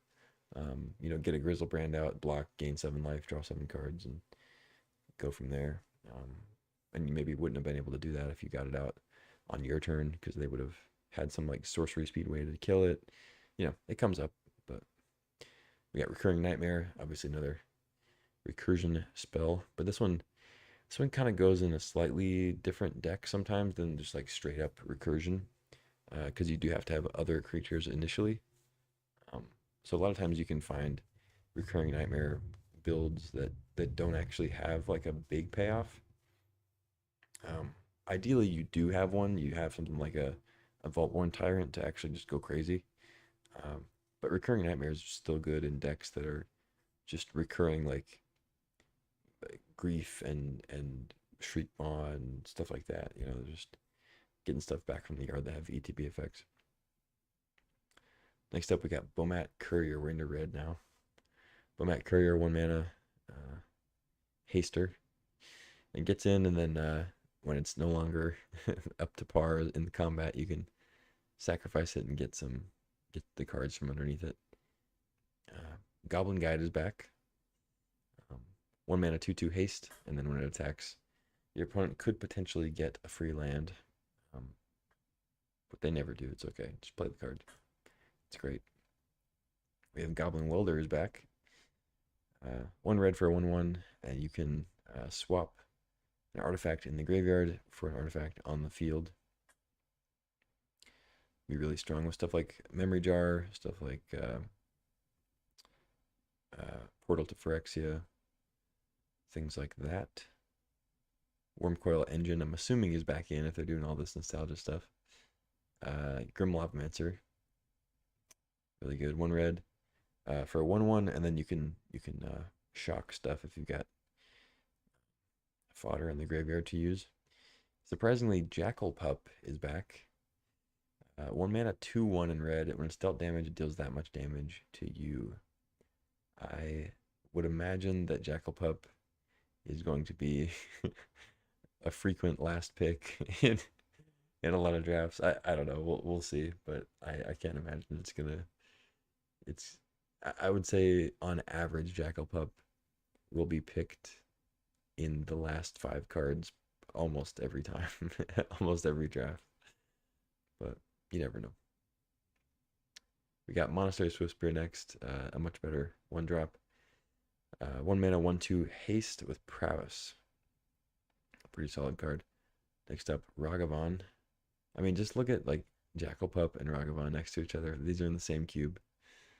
It's just insane. 1 mana, 2/1 with a drawback, and then a 1 mana, 2/1 that has a huge upside and can also be played with haste for 2 mana. It's crazy, but it is legendary technically. So Jackal Pup does have the benefit of uh, you can clone it, so that's nice. Next we got Voldaren Epicure. I don't think I need to say much about Ragavan. I mean, everybody knows how good Ragavan is. And unlike Grief, I think Ragavan's power level does carry over pretty much the same as any other format it's been in. We got Voldaren Epicure here, 1 mana, 1/1. I've liked the Epicure. It's not that powerful, but I've really liked it in the red black reanimator lists. It enables those lists pretty well. You get a 1 mana 1/1, works with Recurring Nightmare, and then of course the blood token lets you discard a big guy and replace it with hopefully a recursion spell. We have Embereth Shieldbreaker, pretty good one. 1 mana, blow up an artifact, and then there's a 2/1 on the other end. Generous Plunderer is a nice new one. 2 mana, 2/2 menace. At the beginning of your upkeep, you can make a treasure, and then if you do, your opponent gets a tapped treasure. And then when it attacks, it deals damage equal to them, or damage to them equal to the number of artifacts they control. So obviously, really good against the heavy artifact decks that are playing artifacts inherently, and then you can get them with the treasures too, and enable a 2 or 3 color strategy too. You got to be careful, obviously, because sometimes that treasure unlocks cards in your opponent's hand that maybe swing back the advantage. But ideally, you're taking advantage of your treasure, and you're getting in for a lot of damage with the plunderer, so usually works out. And we got Goblin Engineer. The Goblin Welder wasn't enough, so they're putting Engineer in again. It's essentially Goblin Welder with just some sort of modification. So it's 2 mana instead of 1. It's a 1/2 instead of 1/1, and then it has the ability that when it comes in, you get to look for an artifact, put it in your graveyard. So it is kind of nice in conjunction with Welder, because you can put a big artifact in the yard with Engineer and then Welder it out. The reason I say that, of course, is that the Engineer can't recur a big artifact, so it costs an extra mana, and you tap it to sack an artifact and then return an artifact with mana value 3 or less. So it's not quite as strong of an effect, and you have to pay a mana for it.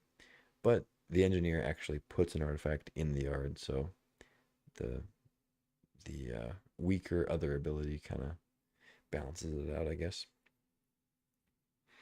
Then we got Magda, just a solid 2-drop in red. Makes treasures on attack, and also on crew, which it comes up sometimes when you have a smuggler's copter. It's pretty nice. You just make a treasure every turn, and you don't have to risk it in combat. Then we have Ral. It's a new one from Modern Horizons 3. Ral Monsoon Mage. It's a 2 mana 1/3. Instant sorcery spells you cast cost 1 less. So I guess it's possible that they don't have Goblin Electromancer in here, if they're gonna have Brawl and Ral. But we'll see. Whenever you cast an instant sorcery spell during your turn, flip a coin. If you lose the flip, deals 1 damage to you. If you win the flip, you can exile Ral, return to the battlefield. Okay. And then the flipped one, when it enters the battlefield with an additional loyalty counter for using instant sorcery spell you cast this turn. Okay, so Storm Planeswalker. Interesting. Until your next turn, instant sorcery spells you one less to cast. Real deals 2 damage. Blue horn, other. Oh, electrolyze. That's cool. Exile the top 8 cards. You may cast instant source spells. Oh, that's sweet. It's pretty powerful. Cool. Robber of the Rich. It's a really good red aggro card. Um, yeah, not much to say.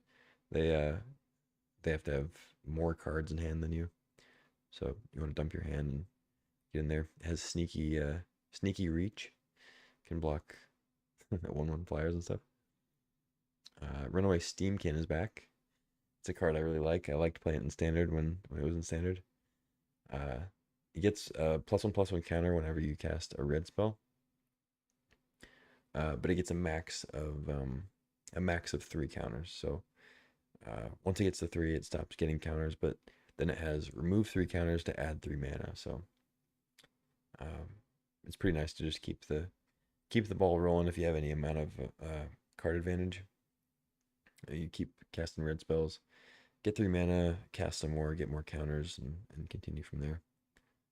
You got Scrapwork Mutt up next. I've liked the Mutt. It's nothing outstanding, but it's gotten a good place in the cube. Discard Outlet. It's just kind of a solid 2-drop when you don't have the best 2-drops. Next, we got Young Pyromancers back. Seems like we're going to have a lot of instant sorcery payoffs, a lot of kind of storm type builds potentially. Birgi, same sort of vein, 3 mana. 3/3 whenever you cast a spell, add a red, and then it doesn't drain from your pool. And creatures you control can boast twice during each of your turns. So there's that. If you have a what's the only boast creature? The white 1-drop. I forget the name. Anyway, but then on the other side, there's the Harnfell. Sometimes you end up playing Harnfell. 5 mana. You can discard a card, exile the top 2 cards, and you can play them this turn. So it's good if you flood out. Good if it's just kind of a board stall. Your opponent and your opponent are kind of in a top deck war. Sometimes it can be good. But I think most of the time you're going to be casting Birgi. We have Bone Crusher Giant, just similar to Brazen Borrower, kind of the same formula. It's like a slightly below rate spell and an on par creature, but maybe not for a rare, but like good creature, good spell combined to make a solid card. But you're not like super hyped for either half of it. Next, there's Breya's Apprentice, which last time it was in the cube, I thought it was pretty good. I was never super excited to play it, but I think I also maybe underrated it based on my experience, like playing against it. It's usually a good barometer. How annoying was it to play against? It's like maybe you should rate it a little bit higher.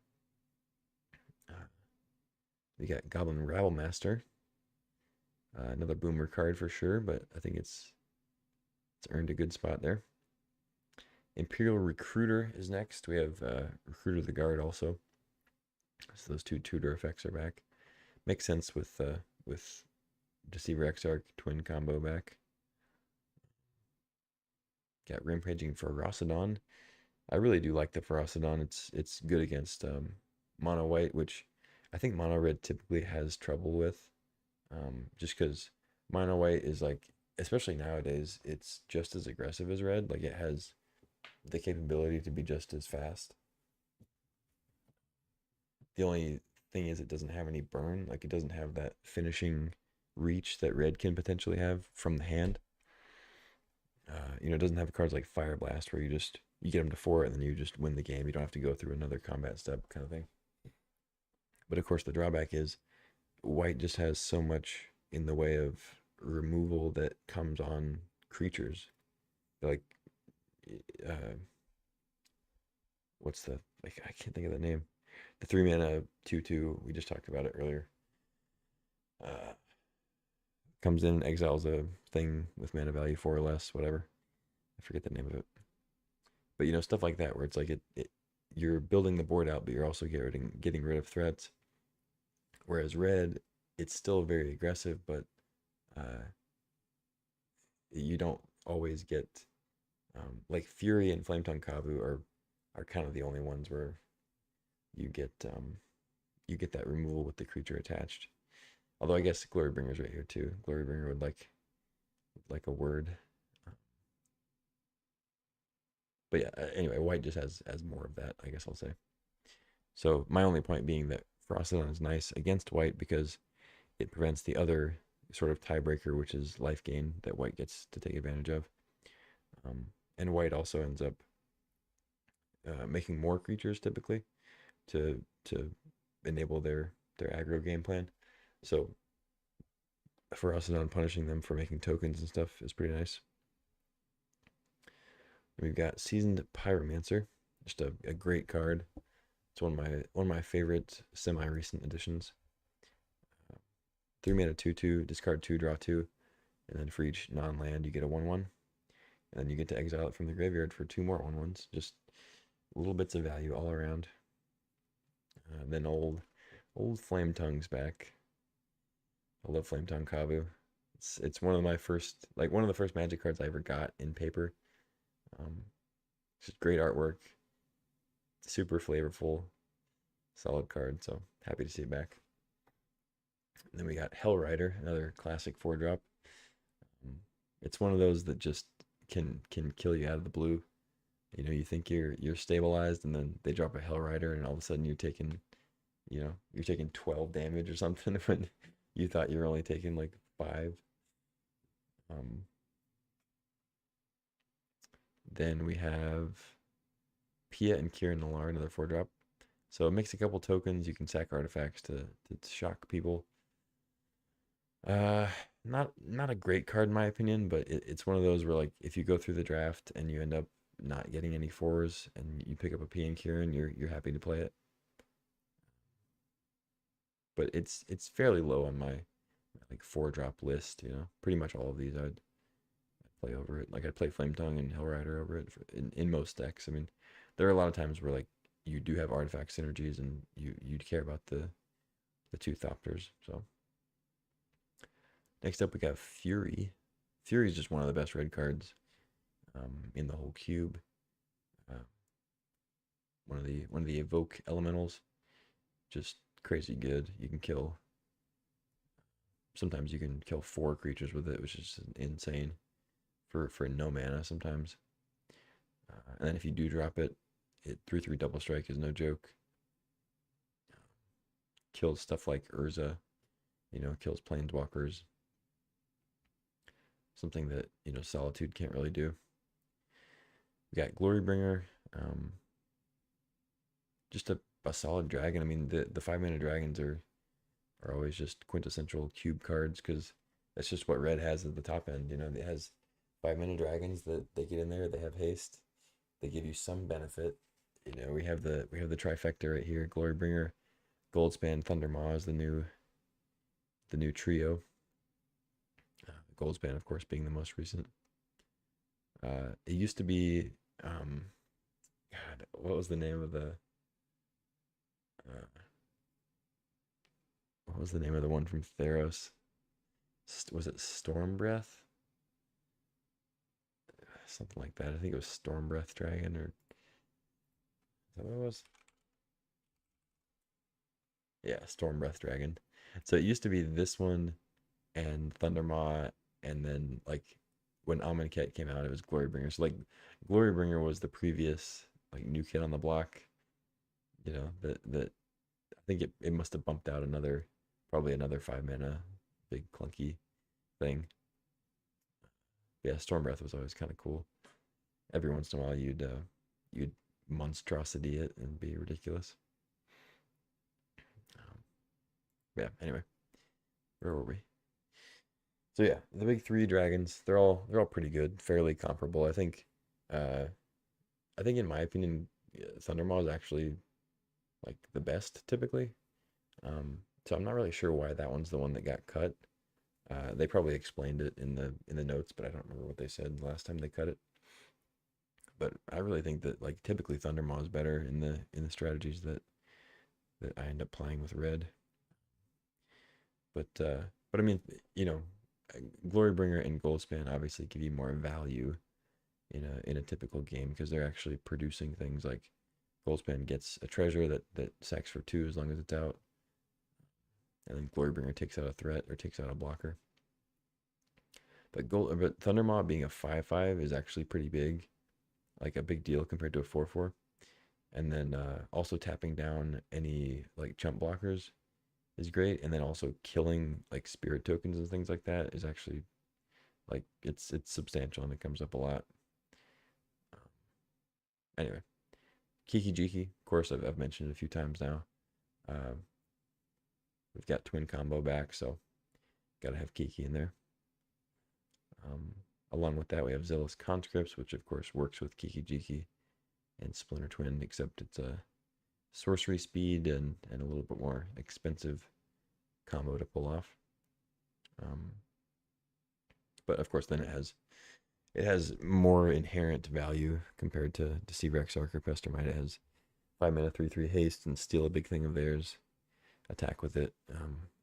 Removes it as a blocker, but also, of course, gives it to you as an attacker.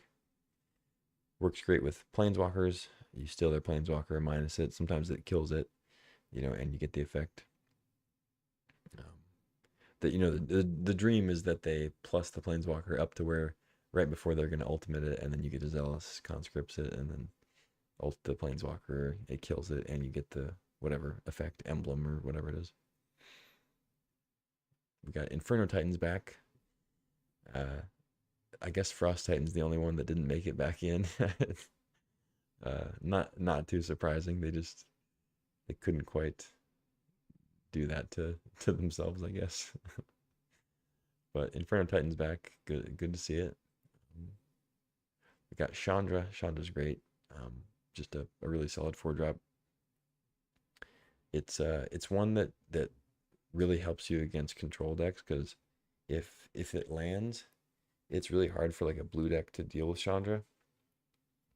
Because a lot of times blue, you're playing against them with a red deck, and they have ways to bounce your creatures. They have ways to sometimes, if they're playing blue-white, exile your stuff, whatever. Play Wraths, play, various things such as that. But Chandra just producing card advantage and value and damage to the opponent each turn without having to use more cards or cast more spells that could be countered. It's just really good against control strategies. So I like having Chandra in my deck.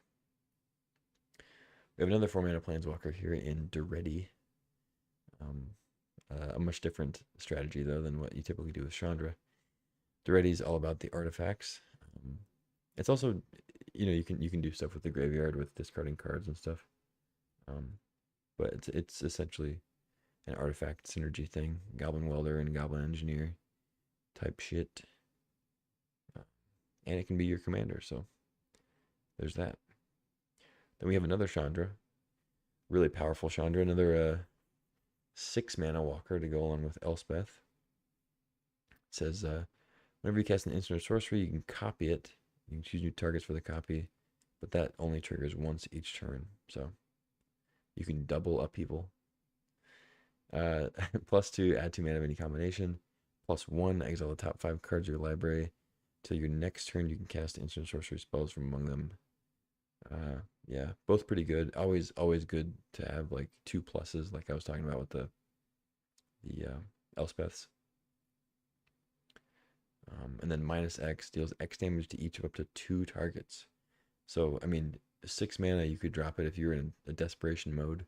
You could drop it -5, deal 5 to 2 targets, Or if your opponent's at 5, 6 mana, -5, deal 5 to them, win the game. So, pretty nice card, pretty nice finisher for red. I mean, you're not really gonna find it in like mono red quite as often. It's gonna be in like a blue red deck or something like that. That's gonna maybe stall the game a little bit more, play more spells, or be able to produce more mana. So because like this Chandra can be the top end for a mono red list, and this Chandra is more seems like more of a kind of a mid-rangey big red type card maybe. We have a bunch of burn spells here: Burst Lightning, Lightning Bolt, Abrade. Uh, all pretty good. I mean, obviously Lightning Bolt's the best. Burst Lightning, still pretty good.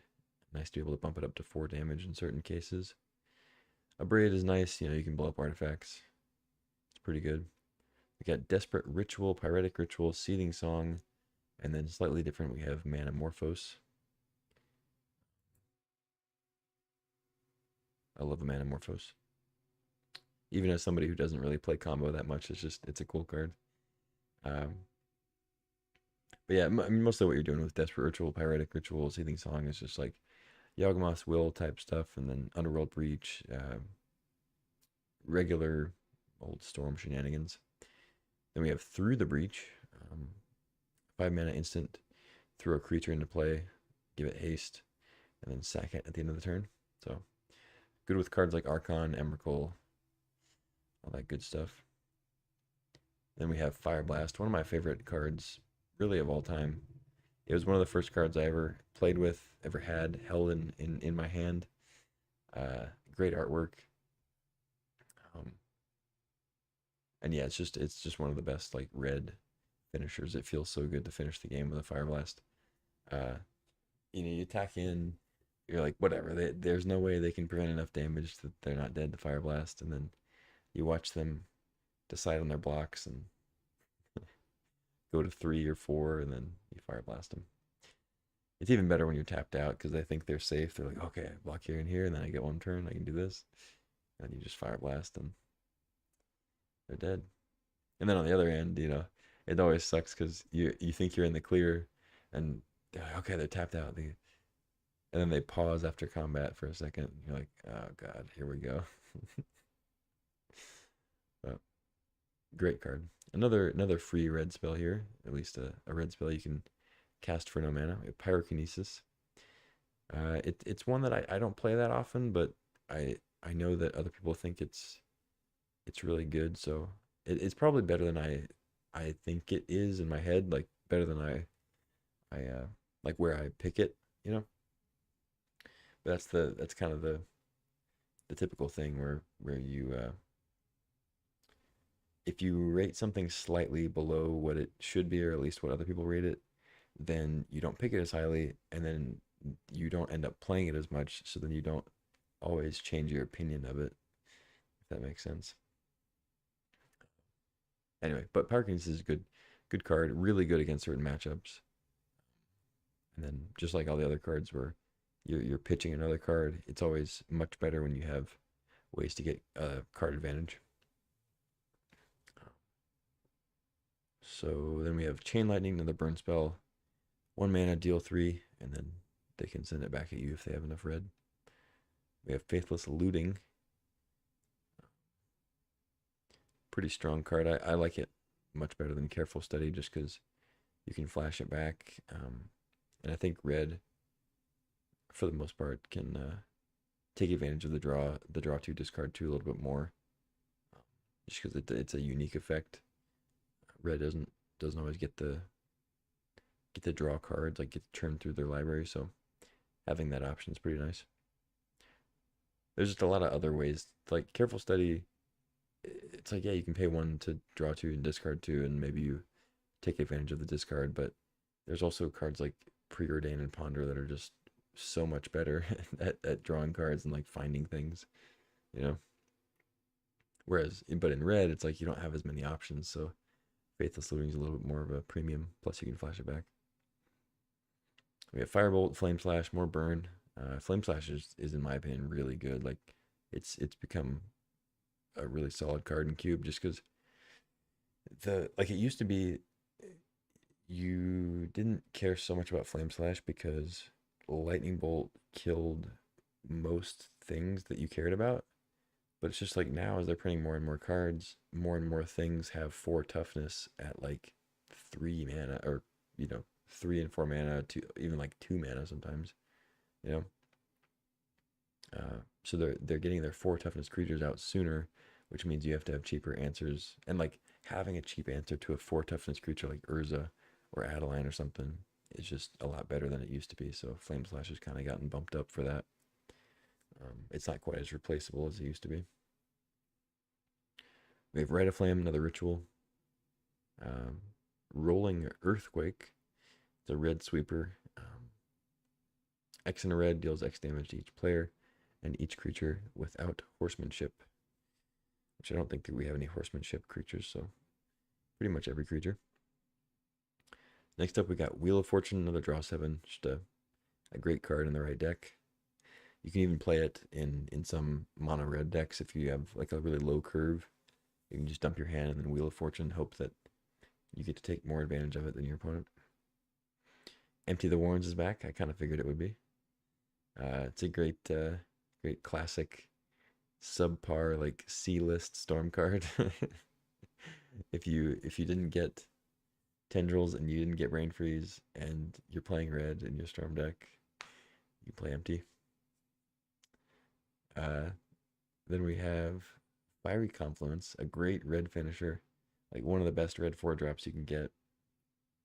Can act as a sweeper sometimes. Can just a great finisher. 4 mana, 6 damage to the face is just so much. And then there's of course the artifact matchup where you can just blow up 3 artifacts is pretty insane sometimes. Mizzix's Mastery is back, or Mizzix's Mastery.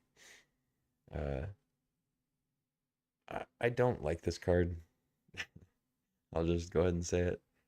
I'm not a fan, but I guess it's cool if it's cool if people like it. Like I'm glad that they're putting cards in that aren't just like strictly spiky, high win rate or I don't know, hyper efficient cards. I'm glad they're putting in cards that are just more fun or more like situation creating cards. Cards that can create a moment that's memorable and that's interesting. Um, I just I don't know. I'm at a point in my Magic career that I don't really need that. Like I don't know. That sounds kind of elitist, I guess, but all that to say, I'm not a big fan of Mizzix's Mastery. Past in Flames is pretty good. It's sort of a poor man's or a boomer's Underworld Breach, but it does have the advantage of not having to exile the cards. It's a little bit of a like the cards get exiled after you cast them, so you can't like repeat cast them like you can with Underworld Breach and Brain Freeze combo, because where like you're milling the cards and then recasting Brain Freeze a couple times. There's also the thing with Past in Flames where it's like when you cast it, uh, the cards gain flashback, so that's not like it's not like all the cards that you get in your graveyard from here on have flashback. So it's a little I don't know. It doesn't always work out. Like Past in Flames is definitely kind of low on the bracket for storm cards that can cast things out of the graveyard. So I like Breach and the Yawgmoth's Will I think are definitely better than Past in Flames, but it has its place. Then we have Burning and Wildfire, same card pretty much. 6 mana, deal 4 to each creature, and each player sacks 4 lands. So,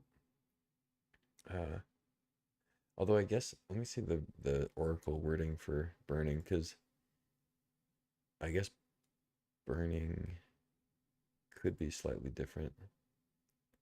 Yeah, so like if you have I guess technically if you have an indestructible land, this doesn't destroy those lands, whereas Wildfire, you're sacrificing the lands, so they would actually leave. So they're not identical technically, but for the most part, they have the same effect. Pretty cool. I'm glad that Wildfire's back. I haven't cast a Wildfire in a while. Mox Ruby, of course, great. Pirate Spellbomb, like I said with Aether Spellbomb, I've liked the Spellbombs a decent bit in this cube. We got Legion Extruder. I've enjoyed playing this one. 2 mana, deal 2 to anything, and then from there you can pay 2 and tap it, sack an artifact, make it 3/3 golem. Um, so once you get one golem, it's kind of nice. You can sack that golem to make another one, which doesn't sound that good, but when you think about the fact that like if your opponent tries to kill it, you can just sack the golem, make another one, and you can also kind of give it vigilance. It's like not, like I said, not the most powerful thing, but it is something you can do. Or like you attack with the 3/3, say your opponent wants to attack, but now you can just sack the golem and like recycle it and make it untapped to block. So it does come up with the extruder sometimes. I think overall it's a pretty good card. Next we have Goblin Bombardment. 2 mana, and then you can just sack a creature to ping anything. Pretty great. Fable of the Mirrorbreaker, just, I mean, one of the best cards in the cube. Definitely one of the best red cards. I mean, if you haven't seen this card, you probably aren't playing Magic regularly right now. We have, like, how many formats would this be in right now? I don't know. It's getting played in pretty much everything that it could be played in. Sulfuric Vortex is back. Definitely a boomer card. 1 red, enchantment. At the beginning of each player's upkeep, it deals 2 damage to that player, and nobody can gain any life. So, pretty harsh card. I like it though. It's one of my favorites. Once again, it's one of the cards that like I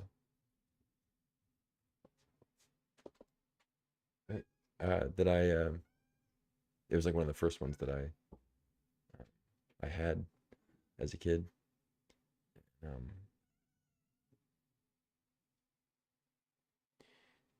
all right, well, I guess I gotta feed this cat because he's gonna keep meowing.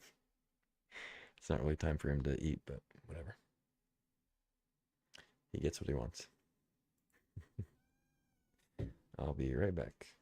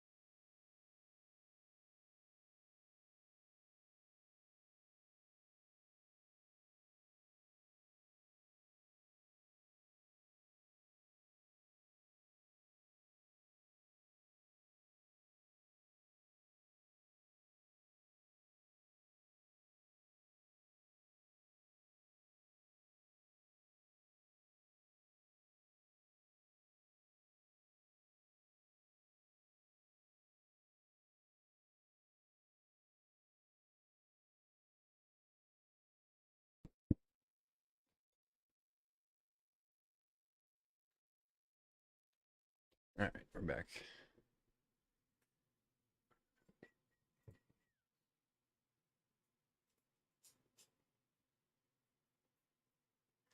All right, where was I? Sulfuric Vortex.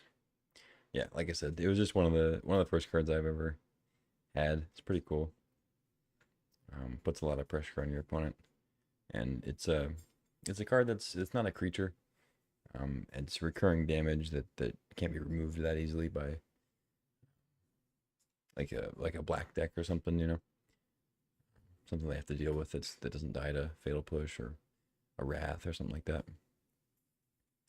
You got Sneak Attack, uh, classic card. I mean, it's super powerful in the right deck. It's just another angle on cheating like big creatures into play. So it's in the same vein as like Flash and Reanimation, but it's just got a slightly different angle. Very similar to Through the Breach, but it's got some other stuff you can do because it's a recurring thing. You can pay one to throw a creature out there. You can even do like a Kiki Jiki Deceiver Exarch combo with Sneak Attack. Sometimes that comes up.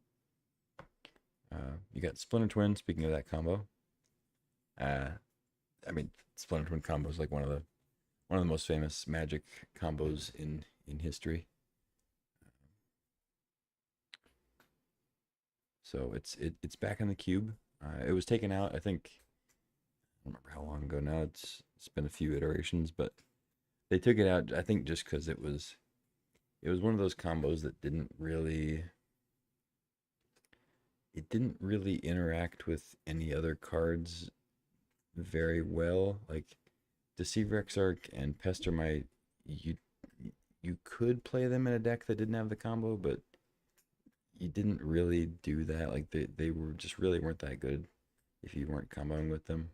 Um, so then it just created this thing where it's like now you have 3 or 4 cards in the cube that don't work with anything else or don't really work effectively with anything else. So I don't know, because you could argue that with a couple other cards in the cube, like Dark Depths, for example. It's like, yeah, if you don't have Vampire Hexmage with Thespian Stage, then it doesn't work. And then also, Thespian Stage isn't really working with any other card. So I don't know. You could argue the same thing with Dark Depths, but Splinter Twin was just, I don't know. It feels like it added too many mediocre cards to enable it for a cube that maybe was trying to mix it up and add more archetypes. It made sense to cut it because it was taking up several slots. Anyway, all that to say, it's a very powerful card, and if you get the combo, works with Zealous Conscripts, Deceiver Exarch, and Pestermite, and then Kiki Jiki works with Zealous Conscripts, Deceiver, Pestermite, and also Restoration Angel. And I feel like there's at least one other one, but I don't remember what it is. Um, it doesn't work with Flicker Wisp. uh, we have, let's see, Arbor Elf next. We're getting to green. Arbor Elf has not been in the cube for a little while. As a dork, I'm assuming that means that Utopia Sprawl is also back in the cube because Arbor Elf is especially good with Utopia Sprawl. Obviously, these other ones just tap for green, whereas Arbor Elf untaps a forest, which means if it has a sprawl on it, it's untapping a land that taps for 2, which is pretty good. It's also, it's better if you have like a Nissa out or something like that. But say in the case that you're playing Arbor Elf on a Razorverge thicket, you can't untap Razorverge thicket, so it doesn't actually tap for mana.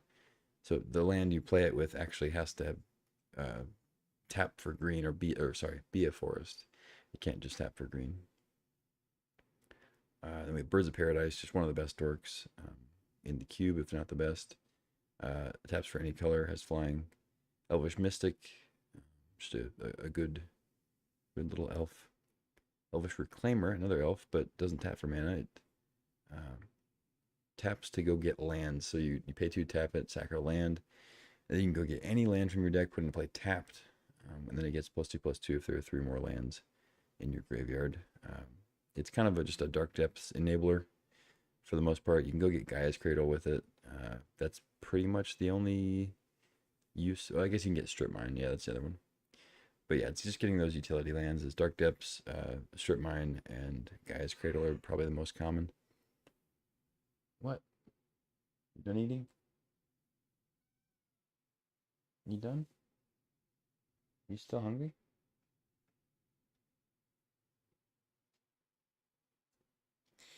This cat is ridiculous. Yeah, you're ridiculous. All right, next up we got Hex Drinker. Uh, this card is just, I mean, I love Hex Drinker. It's 1 mana 2/1. It's already good, you know, good card to start your curve with. And then it wins the game by itself if it doesn't get dealt with. It's pretty ridiculous. Obviously, the downside is that leveling up is sorcery speed, and you're not actually getting anything for many of the levels, right? Like you play it for one, you pay 2 mana to level it up twice for no value. Like you're not actually getting anything from doing that. You pay the third mana, and then it turns into a 4/4. So at that point, it's like you may have put 3 mana in it over a turn or two, but if your opponent responds to that third one and kills it, it's like, yeah, you kind of just wasted that mana for no value. But you know, the upside of turning into a 4/4 is pretty good with Pro Instance. And then like the even bigger upside of just in not that long, like it doesn't take that many turns actually to get it up to 8 counters. Before it's a 6/6 with protection from everything, which is just, I mean, that a lot of times just wins the game for you. So really good card. Perfect example of a card that has a high floor, high ceiling. Um, what are you whining about, dude? All you've done for the last hour is come in here and meow. I gave you food. I gave you a big bowl of food.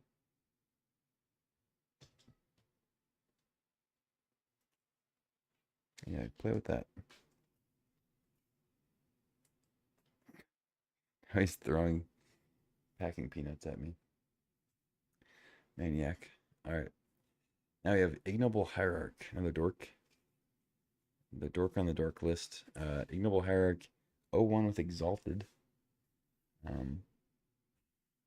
Taps for Jund colors, taps for black, red, green. Jesus. Anyway, just a really good card, really good dork. The Exalted does matter. We have Jiraga Treespeaker, another dork, full of dorks. This is one that hasn't been in the cube for a little bit. Another level up card. Comes in as a 1/1, but then you pay 2 mana to level it up, and then it taps for 2 green. So it's the big risky turn when you level up that first time, because similar to Hex Drinker, you know, you can jam that mana in there for potentially no value. You know, they can respond to it, and then it's kind of lame. I don't know what this cat is on. He's now chasing his own tail and sprinting around the room, looking for something to fuck up.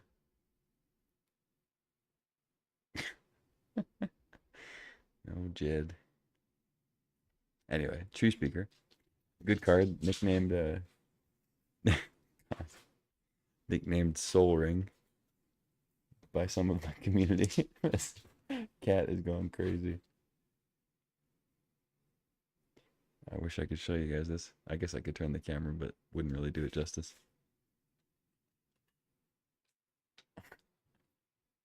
Good God. All right. Anyway, Treespeaker.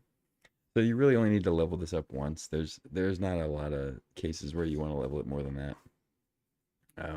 So there is at least that aspect of it. It's not like Hex Drinker where you have to get through a lot of turns of leveling it, and dodge removal. You know, Treespeaker, it's like if you can just get past that turn 2 and hope they don't have removal, then you're good. So it's pretty solid if it doesn't get dealt with. We have Llanowar Elves, just classic 1 mana 1/1. Taps for a green. Sylvan Safekeeper. This is one of the green combo cards in the land combo decks. It also works really well with. Hang on, I have to go break his neck real quick.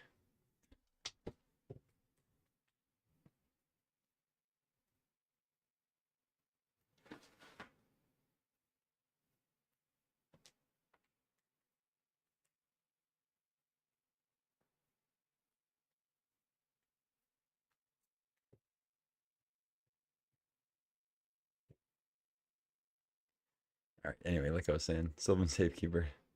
It works well with what's his name, Nadu. It's pretty solid there. But yeah, and then of course with Titania and just in general, I mean, if you have an excess of lands, giving your stuff Shroud, it's pretty solid against some decks. We have Devoted Druid, another dork. This is one of the 2 mana dorks that can pump you into a 4-drop on turn 3. But it can also, Devoted Druid, pump you into a 5-drop on turn 3, which is pretty sick. You tap it for 1, put a -1/1, a -1/-1 counter on it, untap it, and tap for another green. So you can potentially add 2 mana on the same turn and drop a 5 mana play, which is pretty good. And then it sticks around for, following turns to keep tapping for 1. Lotus Cobra is a little bit different on the mana dork scale because it's reliant on lands coming in, but it does have the potential to take advantage of it to make more than just 1 mana in a turn, but it lacks the consistency of the dorks where they just inherently have, tap for the mana. Lotus Cobra, you do have to have a land drop to take advantage of it, so. But it does make mana of any color. Shut up. What are you doing? I don't even know what you want. You know that? I think you're just crazy. You crazy? Hmm?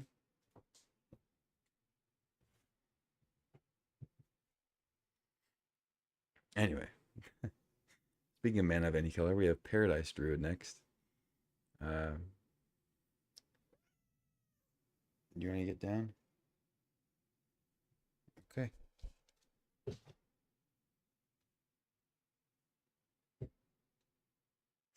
He's going nutso. We have Paradise Druid next.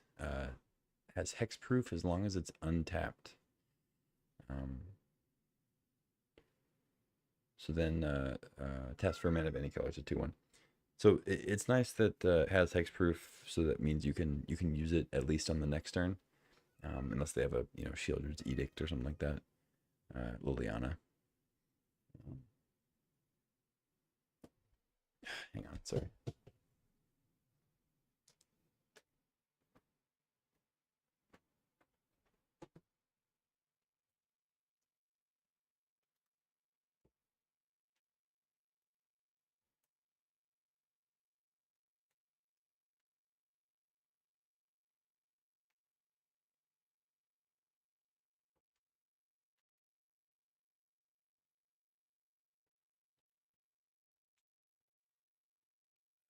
Okay.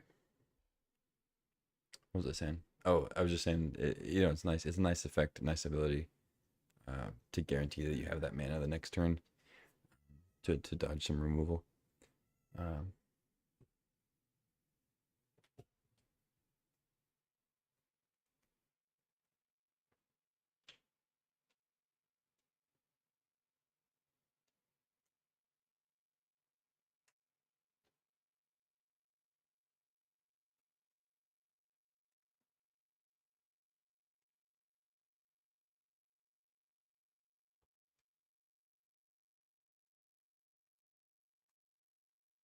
All right, he finally left. Okay, back to it. We got Priest of Titania next. I think I'm done talking about Paradise Druid. You get the idea. Priest of Titania. This card hasn't been in the cube in a long time. I actually don't think it's been in the like Vintage Cube proper. I don't I don't remember it being in like for a for a really long time, if ever. I'm trying to think of when it would have been in, but I guess it was in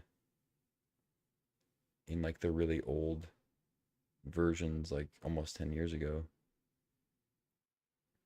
Um, but I'm trying to think, and I'm getting it kind of uh blended in my brain because I played a lot of Pauper with Priest of Titania, and I'm wondering if I'm just thinking of like playing that in Pauper, or if it actually was in Vintage Cube. Either way, it does make sense now that they're playing so many more elves. Sylvan Safekeeper, even though it kind of looks like it should be an elf, it actually is just a human wizard. I think it is a human. It says just wizard here, but I'm pretty sure it's human wizard. Yeah. Um, but yeah, so we have Llanowar Elves, Tree Speaker, Elvish Mystic, Reclaimer, Arbor Elf, and of course Llanowar Elves, Paradise Druid, Devoted Druid, and then Raphelos is back. That's the next one. Add 1 green mana to your mana pool for each forest you control. So has the potential to be really strong. I mean, play it on 2, play a third forest, tap for 3, and then of course the 3 forests. So you have 6 mana on turn 3. Pretty crazy. Drop Primeval Titan turn 3 just with Raphelos. Not to mention if you have a dork on turn 1 too, play something pretty crazy. You have Scavenging Ooze next. Another graveyard interaction card. It's a classic. And if it's a creature, throw a counter on it, gain a life. Pretty good. Next we have Sylvan Caryatid.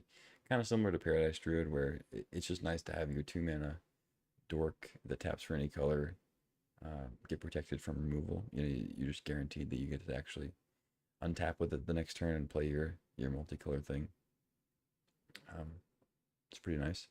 And luckily, Caryatid keeps the hexproof in exchange for not having power and not being able to attack. But sometimes I think that's better. Like I think in general, Caryatid is better than Druid. And like honestly, it might even I might even say it'd be better. I mean, obviously, Druid has some advantage being an elf with Titania in the cube, but Caryatid being an O3, I kind of prefer it most of the time just because it blocks 2 power creatures, and like you don't really want to be trading off your mana dorks in most cases. And yeah, like Paradise Druid attacking is relevant uh, sometimes, but not super often. Most of the time you're just gonna keep using it for mana until the game's over. Sometimes it gets in though. Anyway, Gareth is pretty good. Next up's Tarmogoyf. It's a classic. Pretty good 2-drop. It kind of scales with the game sometimes. And I guess I didn't see Pyrogoyf or Barogoyf or anything, so I guess they took the new Goyfs out, so we don't have that synergy, but Tarmogoyf's still good. 2 mana, usually at least starts as like a 2/3, and then just goes up from there. Sometimes it ends up being like a 6/7 in some cases. It's pretty crazy, but um, pretty happy with Tarmogoyf if you can get it to like a 4/5. Like a 2 mana 4/5 is just great, and Tarmogoyf it's not that hard to get there with it. So, and then you're really doing it if you get it at a 5/6 or 6/7. We got Wall of Blossoms next. We had Wall of Omens in white, and we have Wall of Blossoms in green. So more ETB effects to be had. We have Wall of Roots, slightly different wall. 2 mana 0/5 with Defender. Put a -0/-1 counter on it to add a green. You can do it only once each turn, so you can actually like add a green on your turn and then add another green on your opponent's turn, like within the same turn cycle. It's pretty cool. That comes up sometimes. One pro tip if you're playing on Magic Online, if you don't already know this, if you're about to cast a spell, or if your opponent is going to cast a spell in which you have to pay mana, you have to respond to the actual spell uh, by activating the wall. You can't like pay you can't pay the costs like when it says, "Do you want to pay two?" Like you can't add the counters to the wall at that point. It's like your option to do that is no longer valid. It's kind of weird. I'm assuming it is that way like in the actual rules. It's not just like a Magic Online bug or something, but it is a little slightly unintuitive when it comes to mana abilities of other sorts. Um, yeah, and then when you're casting your own spells, it's like you can't click the spell and then start tapping your stuff and do the counter on the roots. Like you have to put the counter on the roots, get the mana, and then start casting your spell. So just a pro tip for anyone who maybe hasn't played Wall of Roots on Magic Online yet. We got Courser of Kruphix next. 1 green green, 2/4. Play with the top card of your library revealed. It's an enchantment creature, so it dies to enchantment removal. You can play lands from the top of your library. Whenever a land enters, you gain a life. So it's pretty nice with stuff like Fast Bond. Kind of negates the life loss from Fast Bond, and also you can play lands from the top, so it clears away the land, so you draw gas. Pretty nice. Next up, we have Endurance, the last of the elemental cycle. I mean, they're all great. Endurance is also very solid, but it's more conditional, of course. Like, with Solitude, everybody for the most part is playing creatures. Fury, the same way. Pretty much everybody's playing creatures or planeswalkers. Grief, everybody's playing cards, so it's good there. Subtlety, creatures, planeswalkers. Endurance is a little different. It goes after the graveyard, which makes it somewhat unique. And it's also the cheapest of all the elementals as far as hard casting it. So really easy to just cast for 3 mana, 3/4 flash reach. Eats flyers pretty well. Eats Smuggler's Copter like for 3 mana, pretty great. And gets rid of whatever they looted away to possibly recur with a reanimation spell or something like that. Anyway, good card. Endurance is great.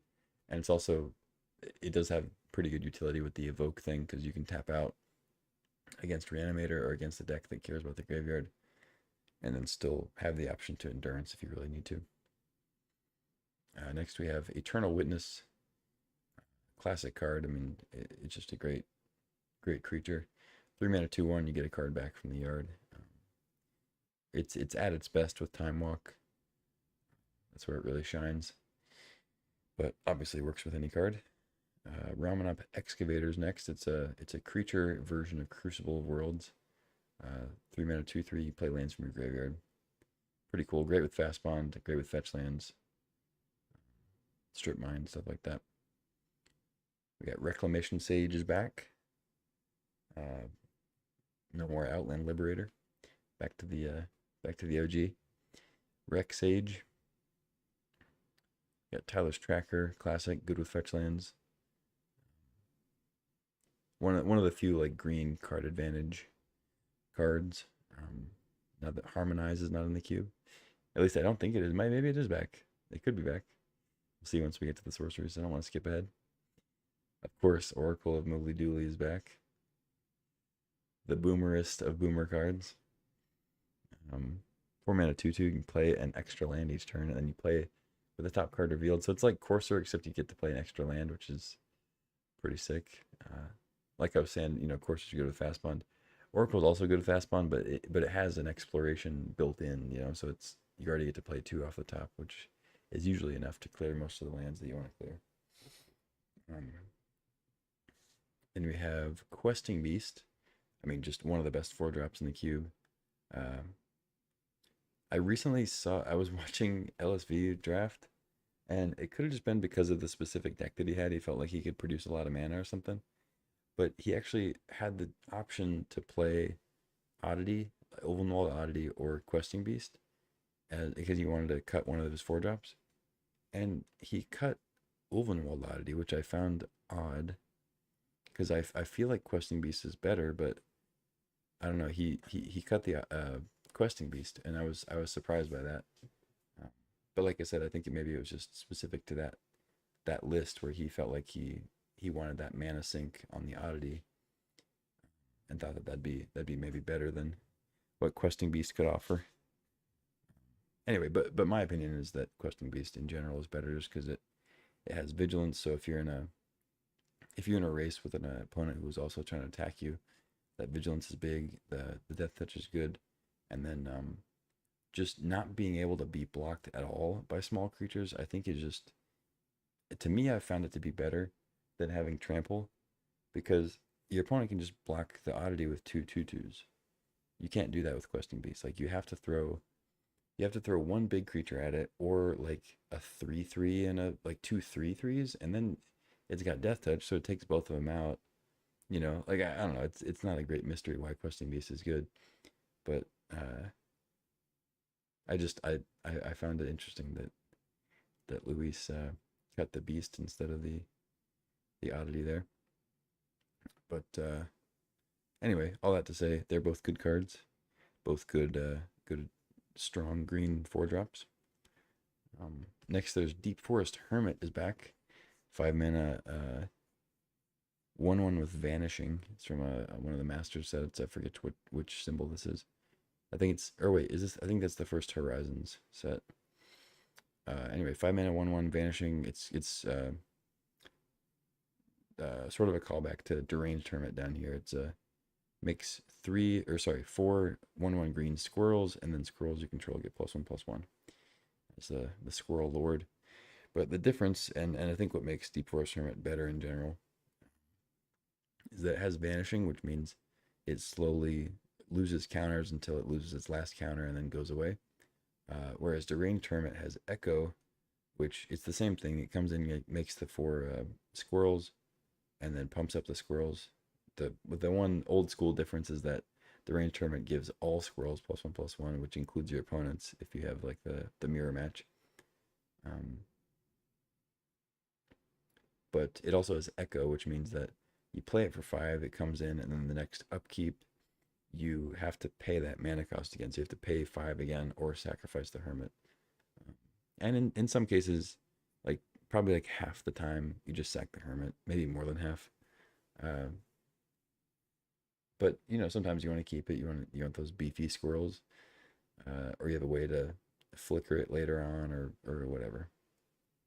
I think in general, Deep Forest Hermit's better just because having Vanishing 3, like hopefully the game is over after 3 turns after your 5 drop, you know, or you have a way to flicker it to kind of restart the Vanishing tokens or Vanishing counters. I mean, anyway, all that to say, I think Deep Forest is a little better. Go figure. It's a modern card, iterating on an older card.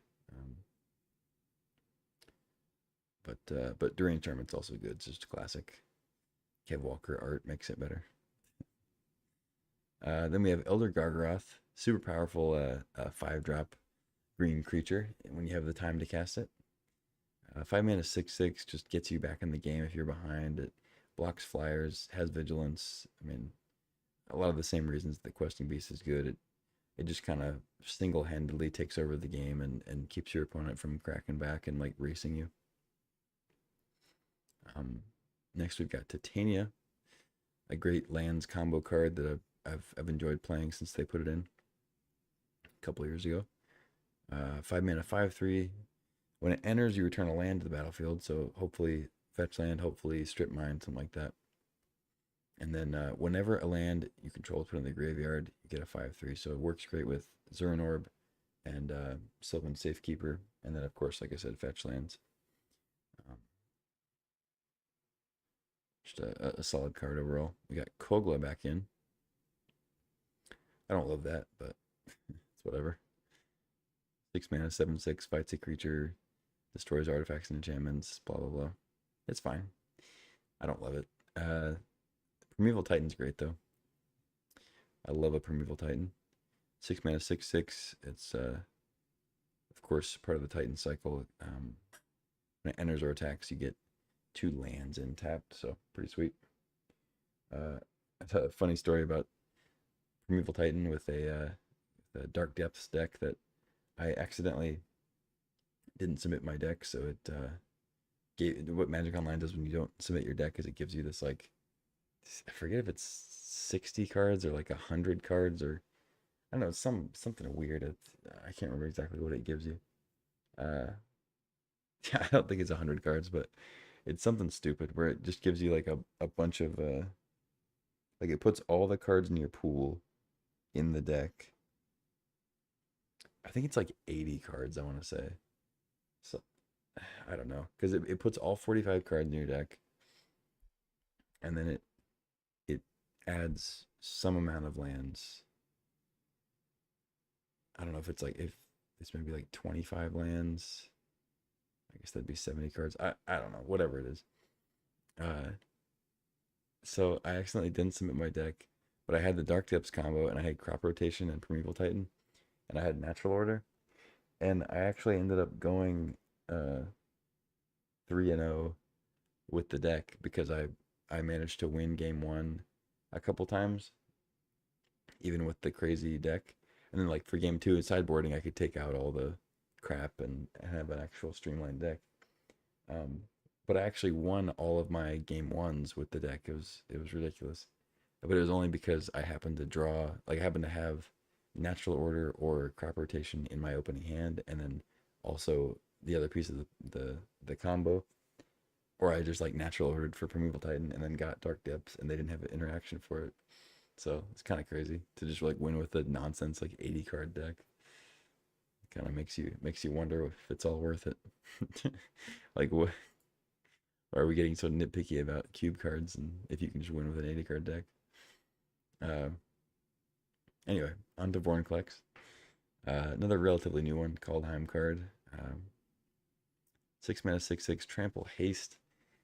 If you would put a counter on, put twice that many. If your opponent would put a counter on, they put half that many. So pretty good against planeswalkers. It's pretty good if you have planeswalkers.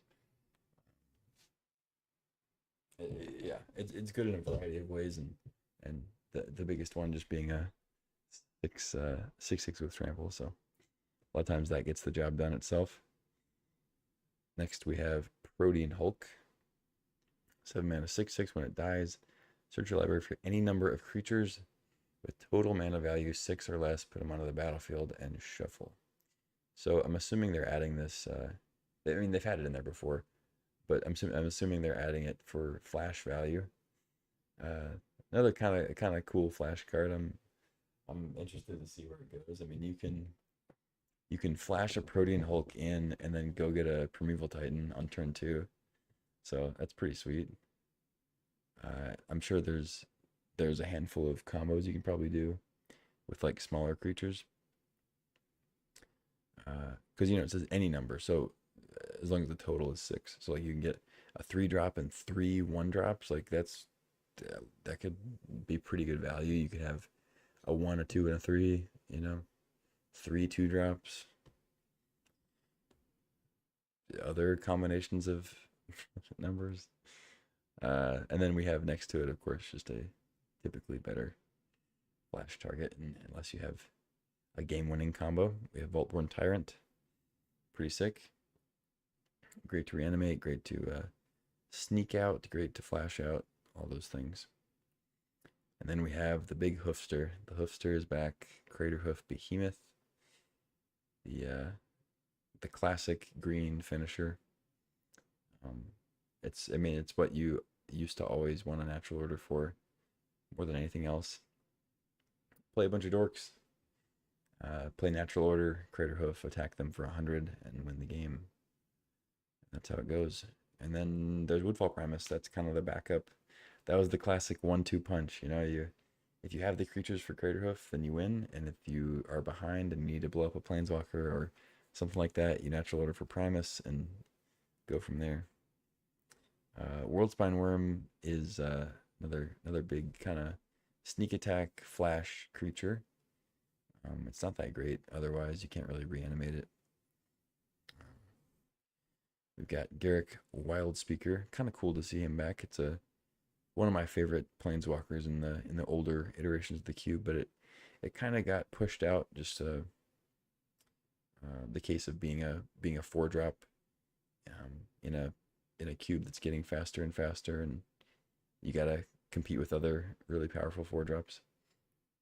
Um, but yeah, 4 mana comes in with 3 loyalty. You can +1 to untap 2 lands, so get some of that mana back on that turn. And if you have something like a High Tide or something like that going, you can potentially produce extra mana.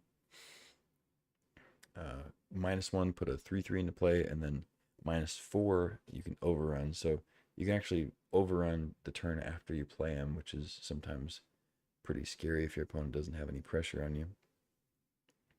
Playing for 4, untap, maybe play a 2 drop or play something like that, and the next turn you can overrun for a bunch. And there are times where that just wins the game. Like even on turn 5, you can have enough creatures to win from there. Pretty cool card. Next we have Nissa, who shakes the world, and Nissa Ascended Animist, back to back. Both, I mean, not super similar cards, but they're similar in the way that they're just like kind of mid range to high mana cost, like green finishers or green, like, payoffs. Nissa, I guess, is in the middle. Of course, it's 5 mana, and it also produces more mana for you later to play big stuff like Critterhoof. And Nissa's pretty flexible. You can obviously play her for 5, 6, or 7. It's nice when you play for 7, just because you can immediately do the minus if you are more like a mono green or heavy green. That can just overrun immediately for 7 mana if that wins you the game. But otherwise, play for 5 or 6 and then start plussing or blow up an artifact or enchantment. Pretty good stuff. Crop rotation, I mean, it's pretty straightforward what you want to do with crop rotation. You get Dark Depths combo, or you get a Strip Mine. That's pretty much all you're doing with crop rotation. I mean, you can use it to like fix your mana, or if you want to play with Crucible and go get a Triome, or whatever you want to do. But typically, it's a combo card to get Dark Depths, or at least finish that combo. Next is Once Upon a Time, really strong card that gets overlooked a lot because it doesn't have a visible impact on the game all the time, but it's just so good at making your draws better than what they otherwise would have been. Next we have Force of Vigor, which I think was in the cube at one point. It's back. It's pretty good. I think being able to blow up 2 artifacts or enchantments for 1 card is pretty solid. I wouldn't love playing it for 4 mana most of the time, but being able to play it for free by exiling a green card is pretty sweet. That's of course what puts it over the edge and makes it a great card. Green Sun Zenith, super solid. I hope that card's always in the cube. 2 mana, go get a Dork. Above that, it's going to get whatever creature you want on your curve. I mean, technically it's 1 below whatever you're at on your curve. So it's a 2 mana Dork. It's a 3 mana 2-drop. It's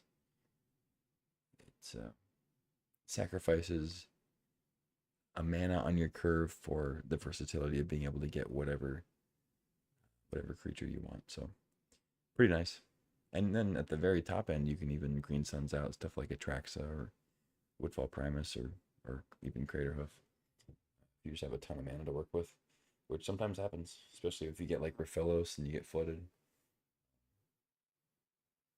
You get like 5 forests out and a Raphelos, you can just Green Suns for Woodfall Primus.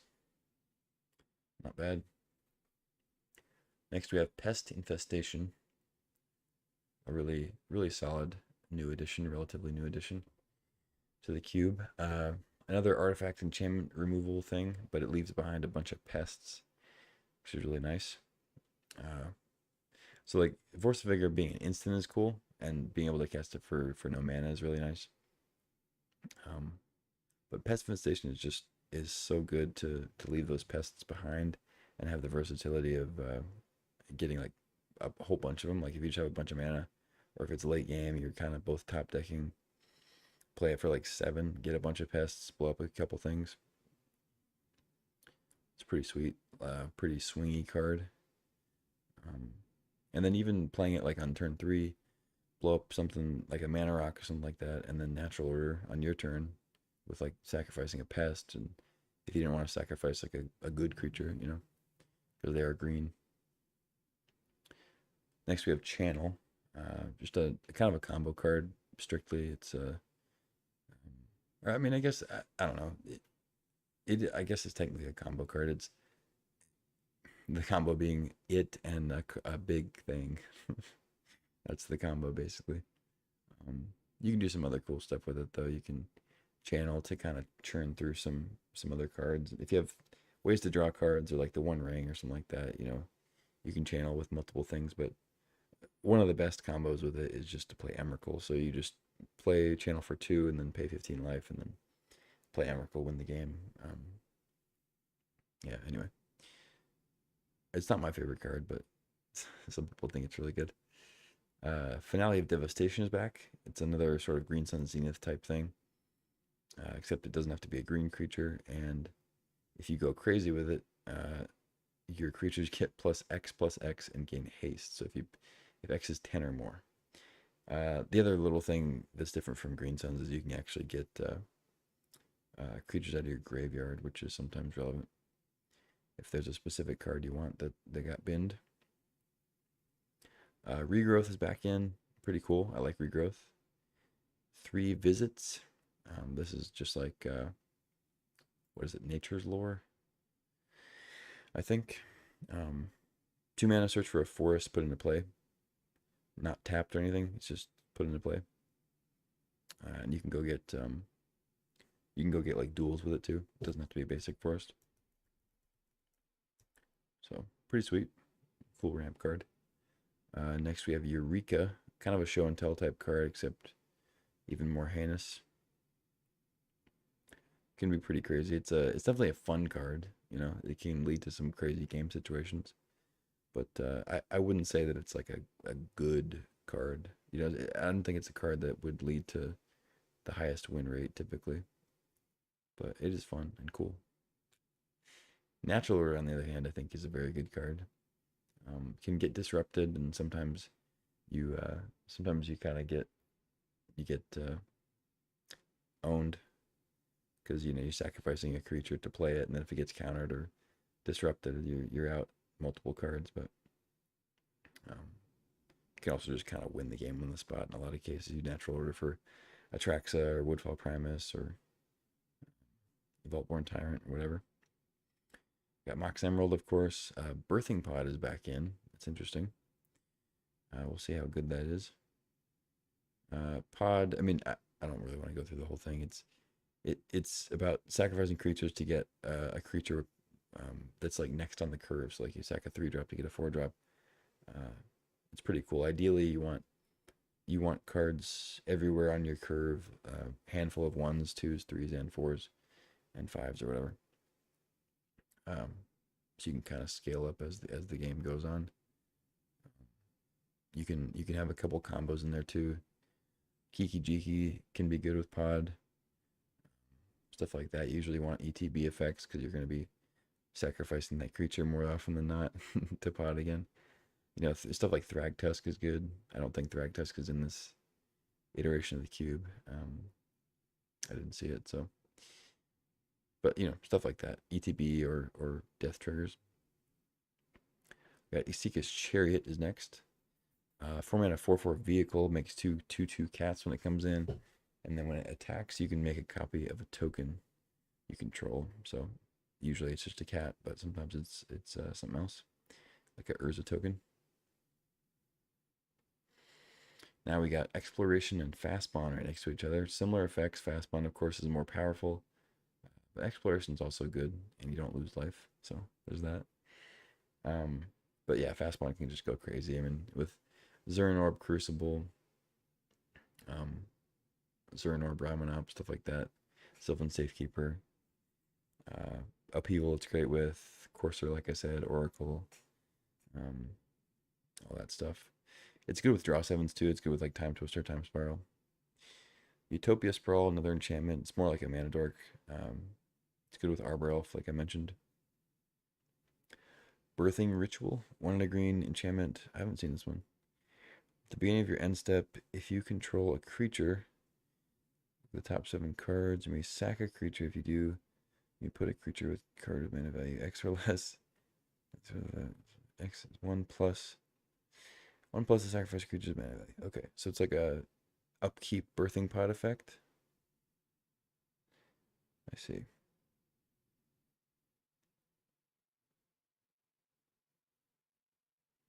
But it's only for the top 7 cards. Huh. That's interesting. I mean, it seems pretty good. It's a birthing pod that you don't have to pay mana for. But the only problem is you don't get to see your whole deck. It's just the top 7. Could still be pretty cool though. All right, then we have Oath of Druids. It's a classic one. It's it.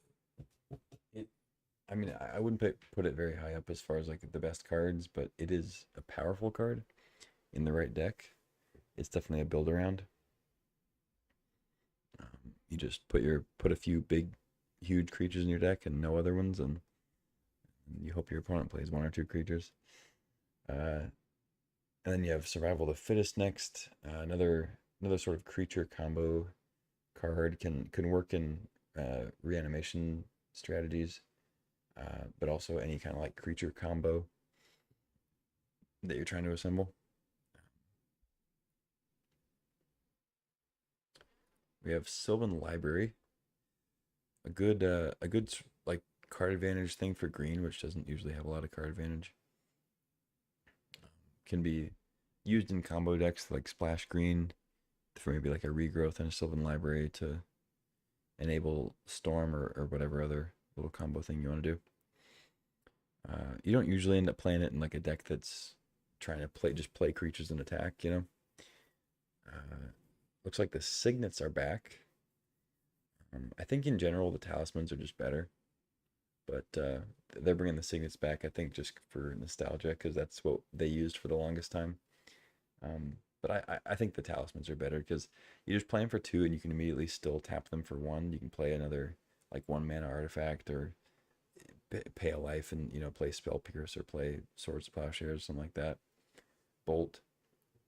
The Signets, you can get the colored mana for like without paying life, but the fact that you can't like you play them on 2 and then you can't tap them for mana, and you get in awkward situations where like the mana doesn't work out correctly, like you need double blue and you have to tap a certain way and then you're wasting. I don't know. I think Talismans are better, but I don't mind them bringing the Signets back. I do like the Signets for whatever reason. We have Soul Herders back. I love Soul Herder. The art is just sick, and then the effect is really good too. Like I said before, we have a lot more payoffs for blinking things in blue and white and other colors too, like a couple other things in green too. So I think Soul Herder will be good.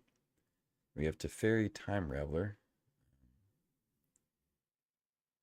I mean, Teferi is just great. I'm assuming everybody's familiar with it. 3 mana.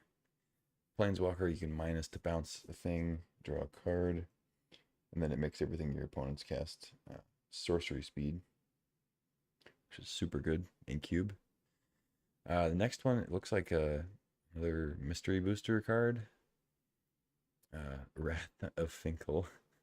Well, Leknif, but it's obviously Finkel. It's like it's a Supreme Verdict, except you untap up to 4 lands. So it's a Supreme Verdict, like treachery kind of combination. Seems pretty insane. Oh, sorry. It's not Supreme Verdict. I only said that because it has blue in it. It can be countered. I read like they can't be regenerated, and I was like, oh, okay, it can be countered. Untap, blah blah blah. But it's a Wrath that then also untaps, but for Supreme Verdict mana. Next we got Fractured Identity. Just a great blue-white card. I mean, one of the best 5 drops in the cube. Exile something of your opponent's, and then you get a copy of it. Pretty great. Teferi, Hero of Dominaria, a great planeswalker. One of the best. Just great card advantage. Untapping the lands is huge if you have like counter spells, other interaction. Of course, it has built-in removal here, -3. Throw something third from the top. And then the big ultimate at the end, if you can stall the game out and control it. Pretty much closes things out for you. Yeah, Baleful Strix, blue-black, 1/1, flying death touch when it enters, draw a card. Classic, love the Strix. Dimir Signet. Thief of Sanity's back. Love to see it. I love a thief. 3 mana 2/2 flyer. When it hits, you get to look at the top 3 cards of your opponent's library. Exile one of them, and then for as long as it remains exiled, you look at it, cast it, blah, blah, blah. Use mana as though it were mana of any color. So you steal cards from your opponent, get the card advantage, whatever. But you're also milling them. Like sometimes it does actually come up where you're binning your opponent's cards that are relevant. If the game goes long enough, you can actually mill them out. If they're also drawing cards or like doing weird milling strategy stuff. Next we have Hostage Takers back. It's a Banisher Priest type effect where you're exiling a card or exiling an artifact or creature, and they get it back if they get rid of the Hostage Taker. But if you can cast it before they're able to kill the Hostage Taker, then you just get to cast the card. So it's pretty sweet if it works out that way. Then we have the Scarab God. The Scarab God is back. It's a good one. I like the Scarab God. It's a resistant threat. It's a 5-drop, 5 mana, 5/5, and just a kind of a one-man army. You does a lot of things. You pay 4 to get things back from the graveyard. Whenever it dies, you get it back in your hand to replay it. So just a really good like kind of mid-level finisher type card in a control deck or like a semi mid-range deck. We have Blood Tithe Harvester next. Really good red-black mid-range card. I mean, you can play it in like an aggro strat, but yeah, it's really solid. Blood Token's great. I mean, 2 mana to get a Blood Token, kill a 2/2, and then also loot. It's pretty nice. And also just being a 3/2 for 2 mana that attacks in and offers to bash is pretty good. Rakdos Signet, Daretti, Ingenious Iconoclast. I love Daretti. 3 mana 3, loyalty. +1 to get a 1/1 artifact with Defender. And then you can -1 sack an artifact to destroy an artifact or creature. Pretty good. I really like Daretti. I mean, if your opponent doesn't have a good position on the field, it can just really control the board if they're not, like if they don't have direct burn or something like that. Daretti can really control the board just going 1 for 1. Like even if it's just him, making a artifact and then killing a thing and then making an artifact and then killing a thing, like killing a creature or artifact every other turn is like, it can actually be pretty brutal for just 3 mana. Next up we got Fire Covenant. It's an old card, but actually one that hasn't been in the cube until somewhat recently, and I've really liked it. 1 black red, deal X damage based on the amount of life that you pay. You can divide it however you want. It doesn't hit planeswalkers, it doesn't hit players, but it is instant speed, so you can really wipe your opponent's board and then hit them for a bunch. Pretty sick card. It doesn't always work out. I mean, sometimes your opponent gets off to a good start and you don't really have the life to pay. You're playing against red, and like if you pay enough life to save yourself or like get it on a good position, you put yourself to like 4 or 5, and then you get fire blasted out or fiery confluenced out or whatever. Sometimes that happens, but usually it's a good card. Full Guns Command is up next. A really versatile, just modal card that's great. it's typically a 2-for-1, almost inevitably. I mean, there are times where you're just like you're kind of in a rough spot and you want to get a creature back and then just like deal 2 to them or something. And in that case, it's not exactly a 2-for-1, but it's close enough. We got Mayhem Devils back. That's kind of interesting. I guess it works with Carrion Feeder and the zombies. Nah, I don't know if I buy that, but it is good. I mean, 3 mana 3/3, and then your opponent sacks fetch lands or treasure tokens or whatever. I mean, there's a decent amount of sacrificing besides just like Carrion Feeder type things. I mean, Duretti even just right here. Your opponent sacks an artifact to blow something up, and you can ping it again, maybe killing the Duretti. I like Mayhem Devil for the most part.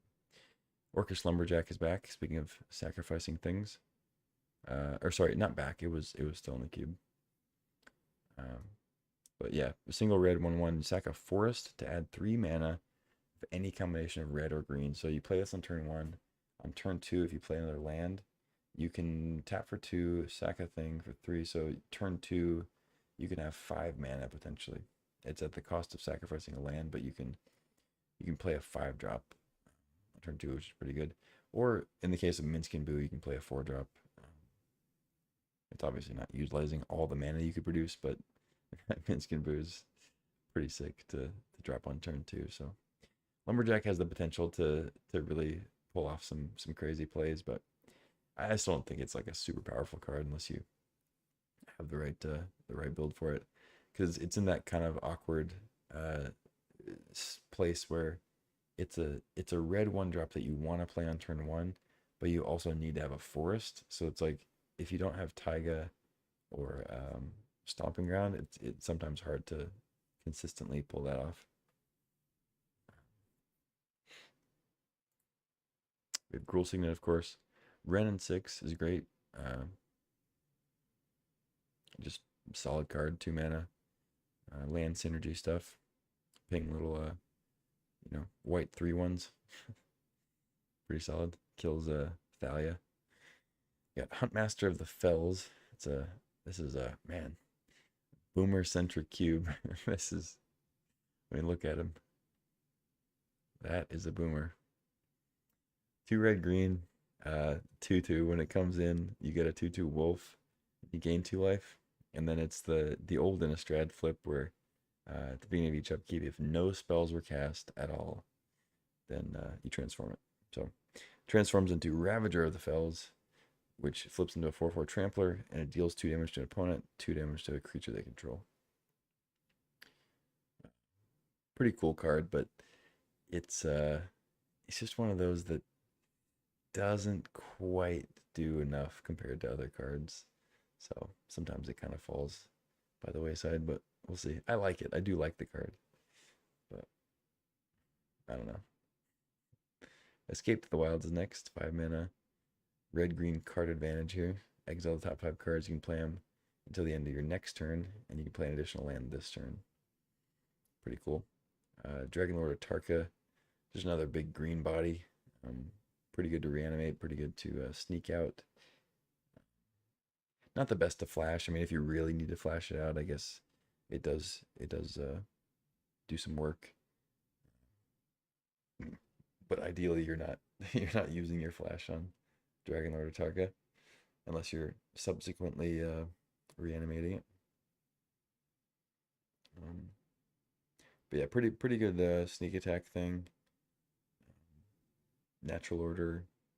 It's also fairly castable. I mean, especially if you're playing green, you're playing Dorks, you're playing Rafellos, get a little red in there and slam a Tarka. Pretty cool. Hits Planeswalkers, which is nice. We have Signet, of course. Voice of Resurgence is still in. I like that card. I think it's a good balancer for playing against control and whatnot. It gives green-white some game. Kitchen Finks is back for another drink of sand or whatever. Some kind of like milk or something. I love Kitchen Finks. I I don't know if it's really up to snuff for Vintage Cube anymore, but for this cube, I'm sure it is because we've got a lot of, like I said, boomer cards in here. So I think it'll do. We got Knight of Autumn. I wonder if we have any Kitchen Finks combos. I don't. I can't think of if we've seen any that go infinite with Kitchen Finks, like a Malira kind of thing. But there is Protean Hulk, so I'm wondering now if like you can put Kitchen Finks and Protean Hulk and like Flash and try to tutor up Kitchen Finks and something else to go off.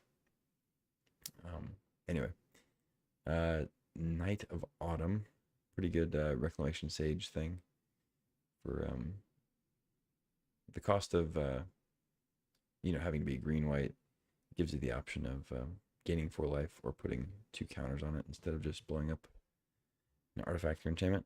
Knight of the Reliquary is still in. Cool card, good land combo card. Not super powerful, but pretty cool if you have the right build. Glare of Subdual. We got 2 green white classic Ravnica card. I remember having a copy of this back in the day.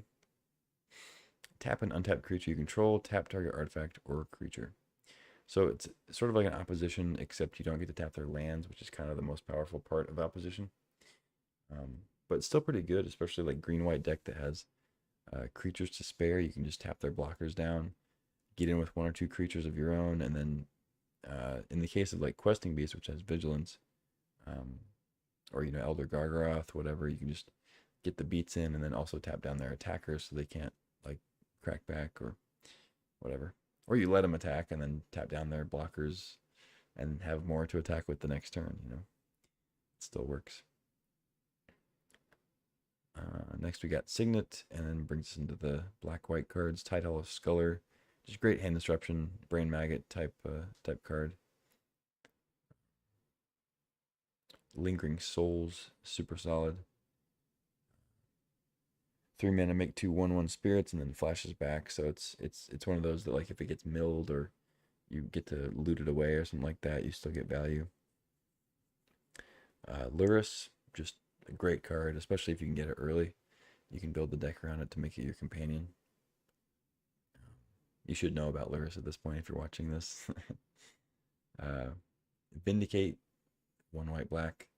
Destroy target permanent. Short, sweet, and to the point. Not an outstanding card because it just does one thing. It just blows something up. But it does it pretty well. Destroy target permanent. You can blow up lands. You can blow up anything. Planeswalkers. 3 mana. Sorcery speed. Just gets the job done. Unburial Rites is back. One of the benefits of Unburial Rites is, it's expensive compared to the other ones. It's 5 mana on the front part to return something. But the nice thing about Unburial Rites is if you do have the mana, you get to flashback things twice.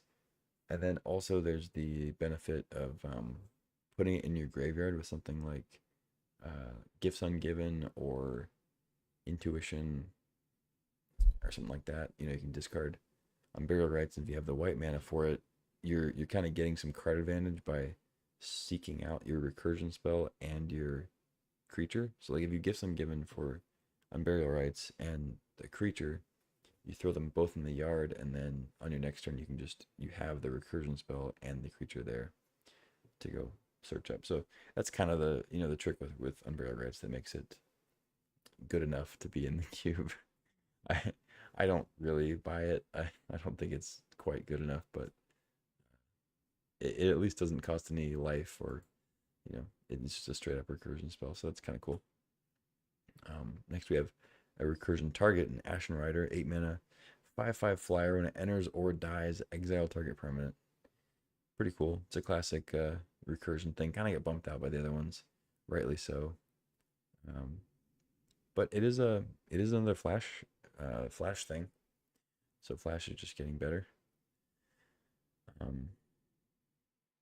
You flash this in, exile 2 lands, like it's pretty sweet early game, or exile 1 drop in a land, whatever you want to do. And then obviously late game, it can exile some beefier stuff, but it'd be pretty brutal to like just go turn one turn one land pass, they go land. Or I guess they'd be on the play. So they go land pass, you go land pass, they go land pass, and then you go land flash Ashen Rider, blow up your lands. Like using two cards to blow up two cards, but it's their land drops, so it is what it is. Expressive Iteration. Really good red blue just card advantage card. Really solid. If you've played any Eternal formats or cube in the past, you'll know how good Iteration is. Is it Signet? Of course. Stormcatch Mentor is a new one from Bloomborough. Oh, of course they're not gonna have Goblin Electromancer because there's a strictly better Goblin Electromancer right here. No, I shouldn't say that. It's not strictly better actually. It's a 1/1 with prowess instead of a 2/2. But it does have haste and it does have prowess, which means it has the potential to be bigger than a 2/2. That's pretty cool. I'm glad they're trying out new ones. I don't have any great like affinity for Goblin Electromancer, and there aren't any like Goblin synergies. In fact, if you're for some reason playing Goblin Rabblemaster in the deck with Goblin Electromancer, it gets forced to attack, so there is that drawback. Uh, but Stormcatch seems good. That makes the third instant or sorcery cost reduction card we've seen so far. And we have Dak Faden, Greatest Thief in the Multiverse. Just an awesome card. I mean, one of the best Planeswalkers there is. Steals artifacts, which is huge. Used to be a lot better. Like, it used to be everybody was playing artifacts. Everybody had Mana Rocks. Everybody had, like, Thran Dynamo and Coalition Relic and whatever else. And you could just steal really strong stuff. And now, pretty much, I mean, most of the time you're going to still be able to find an artifact, but it's not nearly as common as it was before. And then, of course, it loots, draw 2, discard 2. There's a kind of a cool combo with Narset and Dak, where you can make it to where your opponent can't draw more than one card, and then you Dak them and you make them just discard 2 cards. Pretty cool. I mean, they draw the 1 and they discard 2, so it's still net negative for them. We have Fire Ice, sweet little split card. I really like Fire Ice. It's one of those that's not super. It's never going to be like super powerful or game breaking, but just nice little versatile card. We have Magma Opus, so that's kind of the Mizzix's Mastery plan there. You discard it, make a treasure, and then you mastery it back for great effect. But it seems like there's ways to just like cast it outright too, so it's pretty cool. Abrupt Decay, classic classic removal spell, just old school before things were printed that were better. But can't be countered. Destroy a non-land permanent. Mana value 3 or less. And actually, what's kind of funny about Abrupt Decay is it's kind of gotten better just because the cards that cost 3 or less have gotten better. So I think it's actually kind of funny that removal like that has proven to stand the test of time, just because stuff is coming down the curve a little bit. Sort of weird. Fiend Artisan is next. I'm not a big fan of Fiend Artisan. I don't love that it's back, but it's okay. It's kind of it's not really Birthing Pod because you can do it for any amount of X. You just you pay. It's more like a Green Sun Zenith kind of effect. You just have to sack a creature to as part of the cost. Golgari Signet. Yep. Grist, the Great Planeswalker. 1 black green. It's a 1/1 creature. When it's not on the battlefield, so you can actually Green Sun Zenith for it. You can Natural Order for it technically. It gets countered by Stern Scolding, which is kind of funny. But I don't think Stern Scolding is in this cube list. Um, yeah, we've got what was I saying? Anyway, Grist is great. Mill a card, make a insect, and then -2 second creature, destroy a creature or planeswalker. Just really solid card. You don't really end up using the -5 all that often, but it does happen occasionally. We got Vraska is back. I do like Vraska. The +2 is nice. It's kind of hard to kill with combat damage. Um, and sometimes the minus, I mean, just getting rid of their best like 3-drop or less is good. And then if it dies, it dies. You already traded your 1 for 1, so it becomes kind of a 2 for 1 there.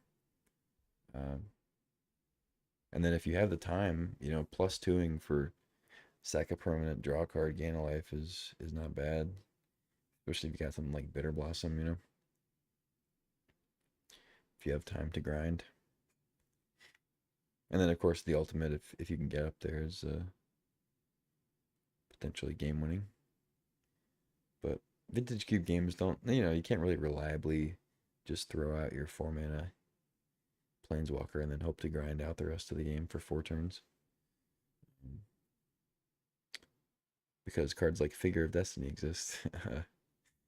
Yeah, Figure of Destiny, really good in red white or mono white, mono red. Comes in as a 1/1. You can bump it up to a 2/2 and then up to a 4/4 and then up to an 8/8 with flying and first strike. Pretty good. Boros Signet, of course. Lightning Helix is back. Red white. Deal 3, gain 3. Classic. Great card. Zerda. Big thing with Zerda is Assault Monolith and Grim Monolith. So when Zerda's out, you can tap those cards for mana and then untap them for less than what they produce. So which means you can then have infinite colorless mana with Zerda. Pretty cool. As the, much less effective or much less relevant pay 1, tap, target creature can't block this turn, but yeah, the combo of Zerda is just getting those monoliths for the most part. Pretty good with Walking Ballista, not only because if you have infinite mana, you also have infinite damage with Walking Ballista, but if you don't quite have the monoliths yet, it's still really good with Zerda. You get the Walking Ballista out, and now you can put a counter on it for just 2 mana, so you can throw multiple counters on, ping their planeswalkers, ping their creatures, and just kind of coast from there if they don't have removal. Yeah, pretty cool. And it's not that hard to actually get Zerda as your companion. There are spots where that's totally feasible. Next we have Nahiri is back. Another 4-mana planeswalker, +2. Discard a card, draw a card, -2, exile target enchantment, tapped artifact, or tapped creature. So pretty good there. And then the big one, you can search for an artifact or creature, put it on the battlefield. It gains haste. Return to your hand at the beginning of the next end step. So the big one there is to go get like Emrakul or something, throw it in, and gets haste to attack. But Nahiri is just pretty good in general. It kind of got bumped out because it just doesn't really do quite enough for 4 mana as a planeswalker, but it's kind of nice to see it back. Seems like this cube's going to be slightly slower, just barely. Oh, also, I kept talking about the draw 7s with like Orcish Bowmasters and Hullbreacher, but those cards are not in this cube apparently. Kind of interesting. We have Showdown of the Skalds next. Really good red-white card advantage card that we're in colors where you don't typically get card advantage. Sorry, you do get card advantage not by drawing cards or like you get it through 2-for-1s and stuff like that, if that makes sense.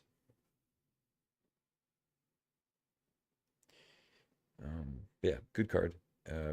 I typically like I definitely am in spots where I'll get a couple of their 4-drops that I think are better, and then I end up cutting Showdown, but it might be better than what I view it in some cases. I just sometimes with Showdown, I leave it in the board just because there are some cases where if it was a creature, if it was like a Hell Rider, I would just win the game on the spot.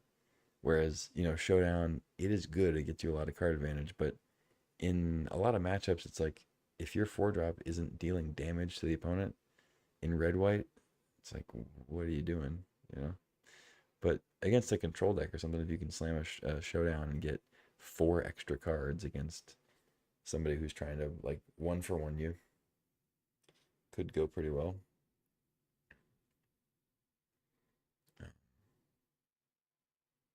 Ooh, Hydroid Krasis is back. Interesting. It's a pretty good one. Just something for blue green to throw a bunch of mana into. Get some cards back. Get a big flying trampler. And we have Kinnan. All those elves tap for extra mana. Kinnan is also another one that combos similarly to Zerda, except it only works with Basalt Monolith. It doesn't work with Grim Monolith. And then it has the activated ability for 7. You can look for the top 5, put a non-human creature onto the battlefield. You got Simic Signet, of course, Oko, the big, stupid, sexy Oko. I shouldn't have to explain that one. Just an insanely good card. Uro, still in the cube, pretty good. Just another thing for blue-green to kind of ramp up and not die to burn immediately. Gain some life, draw a card, throw a land out. And then if you fill up your graveyard, you can get it back. Noble Hierarch is great. I'm not sure why it's down here in the multicolor stuff. It should be with the other Hierarch in mono green. But whatever. Glad to see it's still in the cube. We got Cruel Ultimatum, another Mizzix's Mastery type card. It's kind of like, it's cool to see it in there. I don't really love that it's in there because it seems like it's really only there for Mizzix's Mastery, but whatever. Some people like that, so. Leovold is next, so that's another draw 7 sort of payoff thing or value card in the absence of Hullbreacher and Bowmasters. We have Omnath, great, just 4-color, fetch lands, land combo type stuff. Golos is the same way, good for land combo. Go find Tolarian Academy. Go find Gaia's Cradle, Strip Mine, Dark Depths, whatever. Hangerback Walker is back. I don't know. I don't know if Hangerback Walker is the best for Vintage Cube, but it is a classic card. I do like it. It's just a little slow, It just doesn't really do all that much. It kind of stalls the board against aggro though, so that's cool. Not bad for like Tinker, you can sack it and not feel so bad if they counter it because you still get a creature back out of it. Walking Ballista, on the other hand, very good card. Like I said, combos with Zerda, played anywhere on the curve pretty much, and pretty good with other like 1/1 counter synergies and whatever else. One of those good floor, good ceiling type cards. Phyrexian Revoker, solid 2-drop disruption, hate bear type thing. Metalworker is back. Interesting. Seems like there aren't enough artifacts for that, but I guess we have the signets. I don't know. I guess, okay. Yeah, I guess they're artifacts. They were sorted kind of strangely. Cool. All right. Metalworker's back. So is the Lodestone Golem. Cool, cool, cool. Solemn Simulacrum is back. Sweet. Love to see it. Yep, Wormcoil. Yeah, I kind of figured with the Goblin Welder's back that Wormcoil was going to come back. It's also just it's a classic, cube card. Battle Ball, Colossus, Emrakul. I'm just kind of skimming through them now. A lot of these are just really familiar and pretty straightforward cards.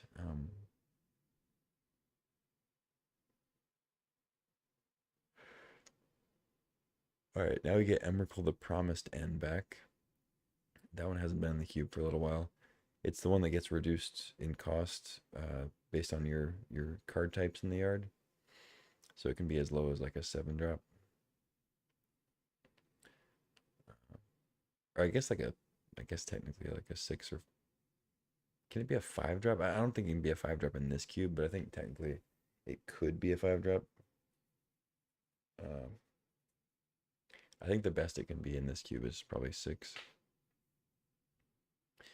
But 13/13 Flying Trample, pro instance, and when you cast it, you gain control of your opponent for the next turn, and then they get an extra turn. So you can kind of throw their creatures into yours and eat them, and waste their spells or discard their cards if they have something like that, or if they have a creature that lets you sack their creatures, you can sack all their creatures. It's like do weird stuff like that, and then let them have their turn. Pretty good stuff. Kozilek is back in, so they come as 3 again. Emrakul, Kozilek, and OG Ulamog. And then along with that, we have Sundering Titan back. Pretty cool. It's the classic Metalworker into Sundering Titan. Ulamog, the other Ulamog, Nulamog. Pretty good. Much better to cast than OG Ulamog, but as far as attacking, I think OG is better. Making them sack 4 permanents is pretty solid. Exiling 20 cards is good too, because you're gonna win in 2 turns with that, but like Ulamog, if you can get 1 attack in, it kind of cripples them enough that like even if they had a swords or something like that on their next turn, like after they untap or something, then you could still kind of win from there. Ulamog, like the Ceaseless Hunger, you exile 20 cards. If it's early in the game, like they might still have like 8 cards that they can win with. Either way, it's gonna be good, but I don't know.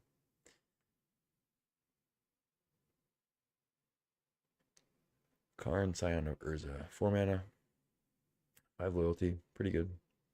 Plus to get a card, the lesser of 2 cards, and then minus to get one of those cards back, and then -2 to get a Karnstruct, as they say.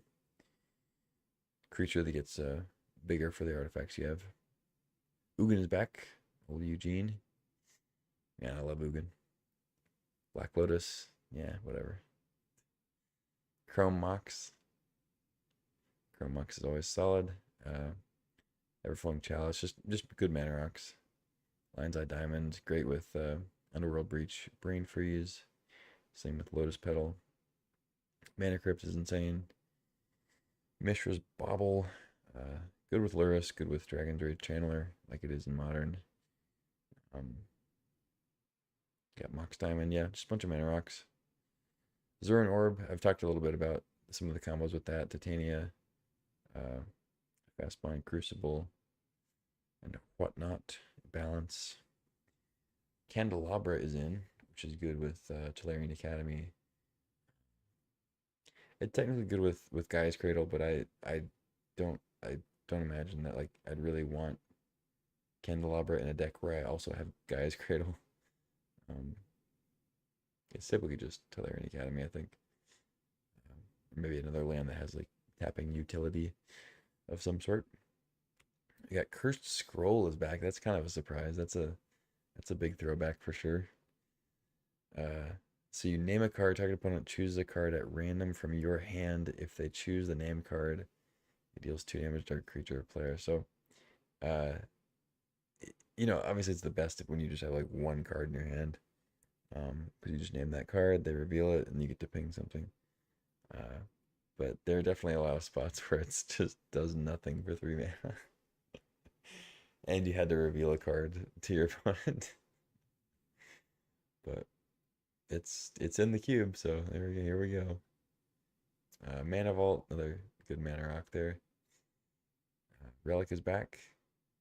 Retrofitter Foundry with the cool brown border. Pretty sweet. Love a Foundry.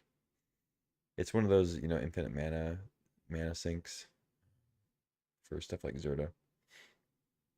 It's just good on its own too. Great with Tolarian Academy.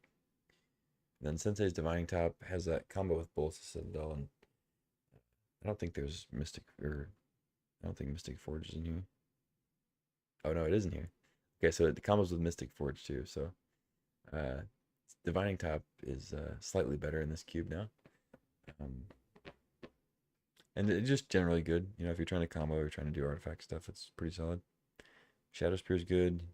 Skull Clamp is awesome. I love Skull Clamp, especially in this cube that's going to be like slightly slower. It looks like. Um, Cards like Blade Splicer are great with it. Soul Ring, awesome.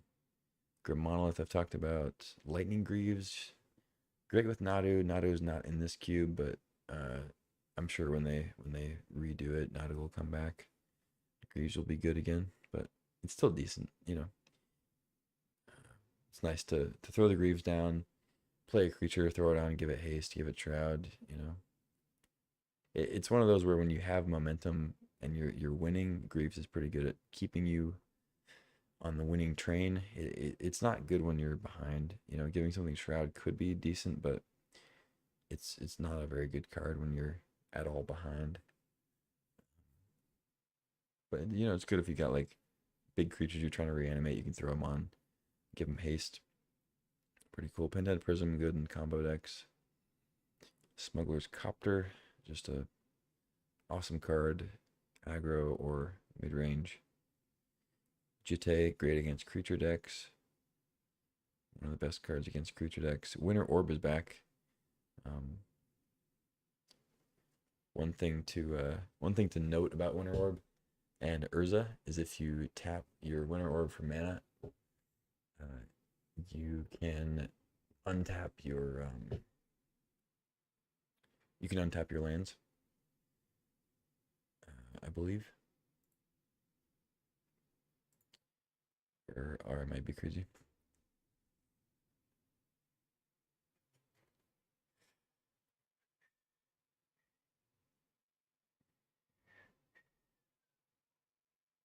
Or wait, I guess I feel like I thought there was a way you could do that with Urza where you like tap it.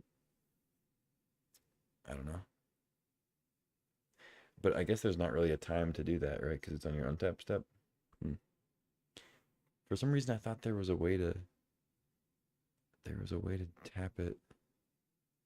Or I guess you do it on their end step, and then Winter Orb is tapped on your untap step, so then it doesn't do the thing. I think that's how it goes. Anyway, don't trust me, but trust me. Play Winter Orb, play Urza, and try it out. Oh look, Crucible's a white card now. Basalt Monolith, I've talked about it. There's a couple ways to combo with it. So it makes it a little bit better than usual. Something to watch out for if your opponent just goes like turn 3 Basalt Monolith. Don't just disregard. Coalition Relic, always solid. Taps for any color, can kind of boost you up a turn. Throw a charge counter on it. Crucible is great. Play lands from the yard. What more could you want? Tangle Wire is back. Never thought I'd see the day. 3 mana at the beginning of each player's upkeep. That player taps an untapped artifact, creature, or land they control for each fade counter on Tangle Wire. So you play it for 3. They tap 4 permanents. It comes back to you. Fading counter goes away. You tap 3 permanents, including Tangle Wire. So Tangle Wire and 2 other things is what you tap. You pass the turn. They tap 3 things. They pass the turn back.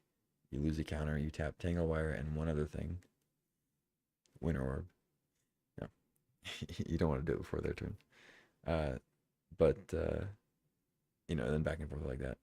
It's it's a cool card. I know it's a lot of people like the card, but it's not all that great.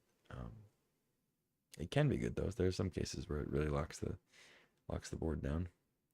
Worn Power Stone, just cool mana rock, whatever. Comes untapped, so you can't really abuse it super well like some of the other ones. Coercive Portal, card advantage card here. I guess the One Ring is out. Interesting. So Coercive Portal is back to being the 4 mana artifact card advantage engine. Interesting. Well, I mean, it's clearly not as good as the One Ring, but I think they're trying to kind of take out some of the more crazy powerful modern cards to allow these boomer cards to shine again. We got Mystic Forge, like I said, works really well with Sensei's Divining Top, cheap artifacts and whatnot. Smokestack, I think I really wouldn't be very enthusiastic to play Mystic Forge if I didn't have Sensei's Divining Top, by the way. I really don't think it's good enough to play without it. It strikes me more as a combo card with the top rather than just a card you play with a bunch of artifacts. It can still be good, of course, but like 4 mana to then just be able to play cards off the top is just I really don't think it's good enough unless you're playing top and you're just like you're drawing a card for a mana, and you just draw through your whole deck. Anyway, on to Smokestack. Super boomer card. 4 mana during your upkeep, put a Soot counter on it if you want. And then during each player's upkeep, that player sacrifices a permanent for each Soot counter on Smokestack. So you just play things that make chaff that you don't mind sacking, and then make your opponent sack things that they don't want to sack. So kind of cool. Works along the same lines as like Braids and other stuff like that. It's decent with things like Tanglewire, actually. We got Thran Dynamo, Big Mana Rock, classic Big Mana Rock. Batterskull, yep, Stoneforge Batterskull. Memory Jar, draw 7. Pretty good with like Goblin Welder, Duretti. Mindslaver, same thing. Big time artifact payoff. The Slaver is back. Another big time artifacts, Kaldra Complete and Portal to Phyrexia. Kaldra obviously works with Stoneforge. That's the big combo there, and then Portal is just like usually the best like tinker target in a lot of cases. Not all the time, because your opponent's not always playing creatures, and it's not always the best in every situation. But it's pretty darn good to Goblin Welder out, or Tinker out, or Duretti out. And then we're into the lands. So that's pretty much it. Not a super well thought out review or anything. I just kind of scrolled through the cards and rambled on about my thoughts. But it's sort of, I wanted to look through the cards, so I figured I might as well stream it and talk. And if anybody cared to watch it, and maybe they got a little piece of info, or a combo they didn't already know about, then I've done my job. But yeah, that's it for this. We're just looking at a bunch of lands now. Yeah, they got Bazaar in there still. City of Brass is back in. Nice. Cool. Yeah, City of Traders still. Fabled Passage is still in. I don't love that. I don't think Fabled Passage is very good. They put Mishra's Factory back in, along with Mutavault. That's cool. Okay, so the colorless creature lands are back. Workshop, of course. Library, of course. Caracas. Wow, Phyrexian Tower is in. I don't know about that. Seems like they have like a sacrifice theme in some way, but I didn't really see much of the payoffs for it. I don't know. I saw like those zombies, but maybe there's something else. We got Otawara, of course. Vista. Rishadenport is back. That's pretty cool. I like a port. I don't know if it'll stand up, but we'll see. It'll be interesting to play this cube.